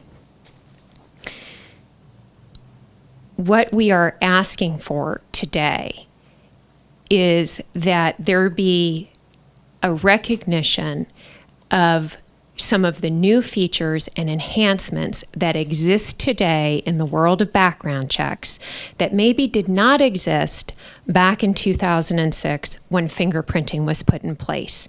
So again, we're not looking for a lesser standard. We want to make sure that you have the same level of security that you believe you are getting today with your current background check process, but that we recognize that there are other options that exist. I'm disappointed that we didn't have more questions for Mr. Schwal. He really is an expert in this area. There were two issues that have come up in discussions where there is some concern that perhaps our background check is not as sufficient. That's around the biometric, and that is around the terrorism threat. And I think Mr. Schwal could do a good job of explaining why we feel we meet that same level based on the comprehensive multi-factor process that we are using. So we are certainly here as a resource. If there are those types of detailed questions from the council, we would like to be able to follow up. I am concerned that there is a misunderstanding of what is truly involved in our process. And that's what we're here for. We're here to educate and work with people. So thank you for your time, and I'm happy to answer any questions. Any questions for Mrs. Meany? Thank you so much. Thank you. That completes the cards. Any comments or questions by my colleagues? Again, this is for information only. This will be coming back. Councilwoman? Thank you. Thank you all for your hard work on this. Everyone in this room has been putting a lot of time into this. I am confident that Lyft and Uber are coming to Sky Harbor in a bigger way, and looking forward to being a partner as that happens. They are a disruptive technology, and so I feel we really need to look at ground transportation comprehensively as this change comes. I want to have a lot of options at the airport. I want our traveling public to be able to come to Sky Harbor and pick a transportation choice that is the right one for them. They have many options that they've seen all over the country, and so as we introduce this disruptive technology, we really need to look at all of our partners on the ground and get feedback from those partners, because this will affect their business model, and maybe it's an opportunity for new people to get involved and for us to look at all of our requirements. And clearly from that long list of changes we've already made, that process is ongoing. But I also want to make sure that the drivers have a seat at the table, that individual drivers may have different needs than the companies for which they work, and so I hope we will consult with those individuals as well. I hope that we look towards making this a win for travelers, for our ground transportation partners, and for the individuals who work at Sky Harbor. It is a tall order, but I think we are up for it at America's friendliest airport. Councilwoman? We've had these conversations several times, haven't we, Chad? And I've used Uber in other cities, found it to work well. But I am very partial to Sky Harbor, and I am extremely protective, and I am not convinced that their system is better than the fingerprint system. If you become so sold that it is, you might be able to talk me into changing my mind. But at this point, I'm not. I think that that is extremely important. We talk about level playing field. She's right in a way. There's different levels, but overall, I think it's extremely important that fair is fair. And we have established people out there. I know that we randomly do additional checks. We make them pay all these extra and go through a lot of security. Upkeep on the vehicles is important. And I know you've solved many of these problems. I'm hoping that you could continue to negotiate with them and come up with a solution. But for now, I'm still saying fingerprint. Councilman Gates? Thank you, Mr. Chair, and I really want to thank you for putting this item on the agenda. I think this was a great discussion, very educational for me and hopefully for others today. I guess, yeah, when we kind of break through all this, it really does come down to the fingerprinting. And I guess my question, I'm not asking for, I don't expect you staff to give me an answer now, but really the question is, what would it take for you to be convinced that the system that Uber and Lyft uses is as safe or, you know, if not safer? And that's really, I mean, right now I feel like they don't even know what they're shooting for. I think it's just fingerprints are the gold standard, and that's it. And I personally don't think that's really fair to them as a, and I'm not criticizing you guys, I just think, you know, give them something to shoot for, and what is it going to take? And I think we need to have a very honest discussion about what that is. So that would, humbly, that's what I would recommend, because, I mean, I think maybe some up here might be wanting to have their cake and eat it too. Yes, we want Uber and Lyft, but we want them to go by our rules. Well, what I'm hearing is they're not following our rules anywhere else.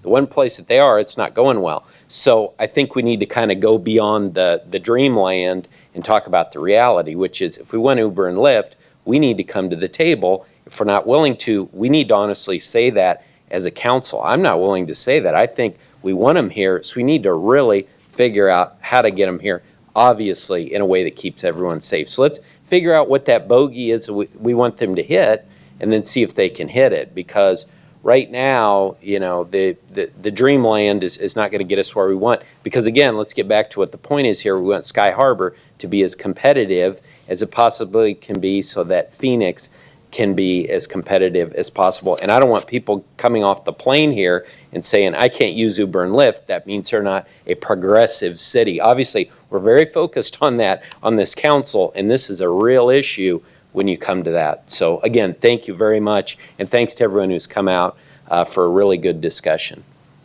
Thank you, Councilman. Okay, I would just also like to say that safety is paramount. It is absolutely paramount. You know, Barb, you said that when just a few moments ago. I use Uber and Lyft. You know, I mean, I have the apps on my phone. My kids use it. It's very convenient. When I travel to use it, I think there are people as we speak that are probably landing at Sky Harbor Airport that would like you know, who are assuming that the option is there. You know, that said, I would, and I don't think we need to prompt city staff. I think city staff has been very open in having these discussions to continue that dialogue. If there is a way to give the people of Phoenix and the travelers who are coming to Sky Harbor, coming to Phoenix, give them that option, I think the conversation needs to continue to move in that direction, with the understanding, and I said this from the very beginning as I met with all stakeholders, safety is absolutely paramount. You know, we don't, you know, there's a reason, I'm sure, there is fingerprinting. You know, I do appreciate what Barb was saying, though. I mean, it's 2015. You are we at a point where we could be looking at other technologies that would make our city staff, our aviation department feel like there's a parallel there when it comes to the safety requirement. I also want to say too, and I will say with all the stakeholders in the room, I don't think it's something that should be safety should never be compromised, especially at our airport.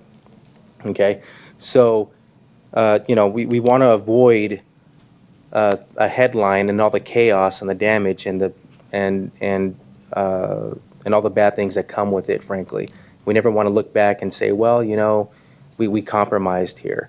And that's not what I'm hearing from Uber or Lyft as well. So I think the conversation needs to continue. I'm glad that this is an informational item. I think we've all learned something. I certainly have. And so I appreciate everyone's time. I appreciate my colleagues' time as well, because this was probably the longest subcommittee meeting and we've all served on many of these subcommittees, but this is, and to everyone in the room, it's something that we all take very serious. So I appreciate everyone's time and attention. And thank you to everyone who waited through our ambitious downtown agenda to get to this ground transportation item. We appreciate your time. Thank you. Thank you. Thank you. All right, moving on to the next item. Again, it's another call to the public. We don't have any cards. Any future agenda items? You have it at your place setting. Mr. Chair, members of the subcommittee, these are some typical things. We need to work, Mr. Chair, with your office to ensure we've got a complete list of items going forward. So I think we meet again in early November. We'll visit back with you about any additional items you may want to see. Okay. Thank you, Paul. All right. This meeting is adjourned. Thank you.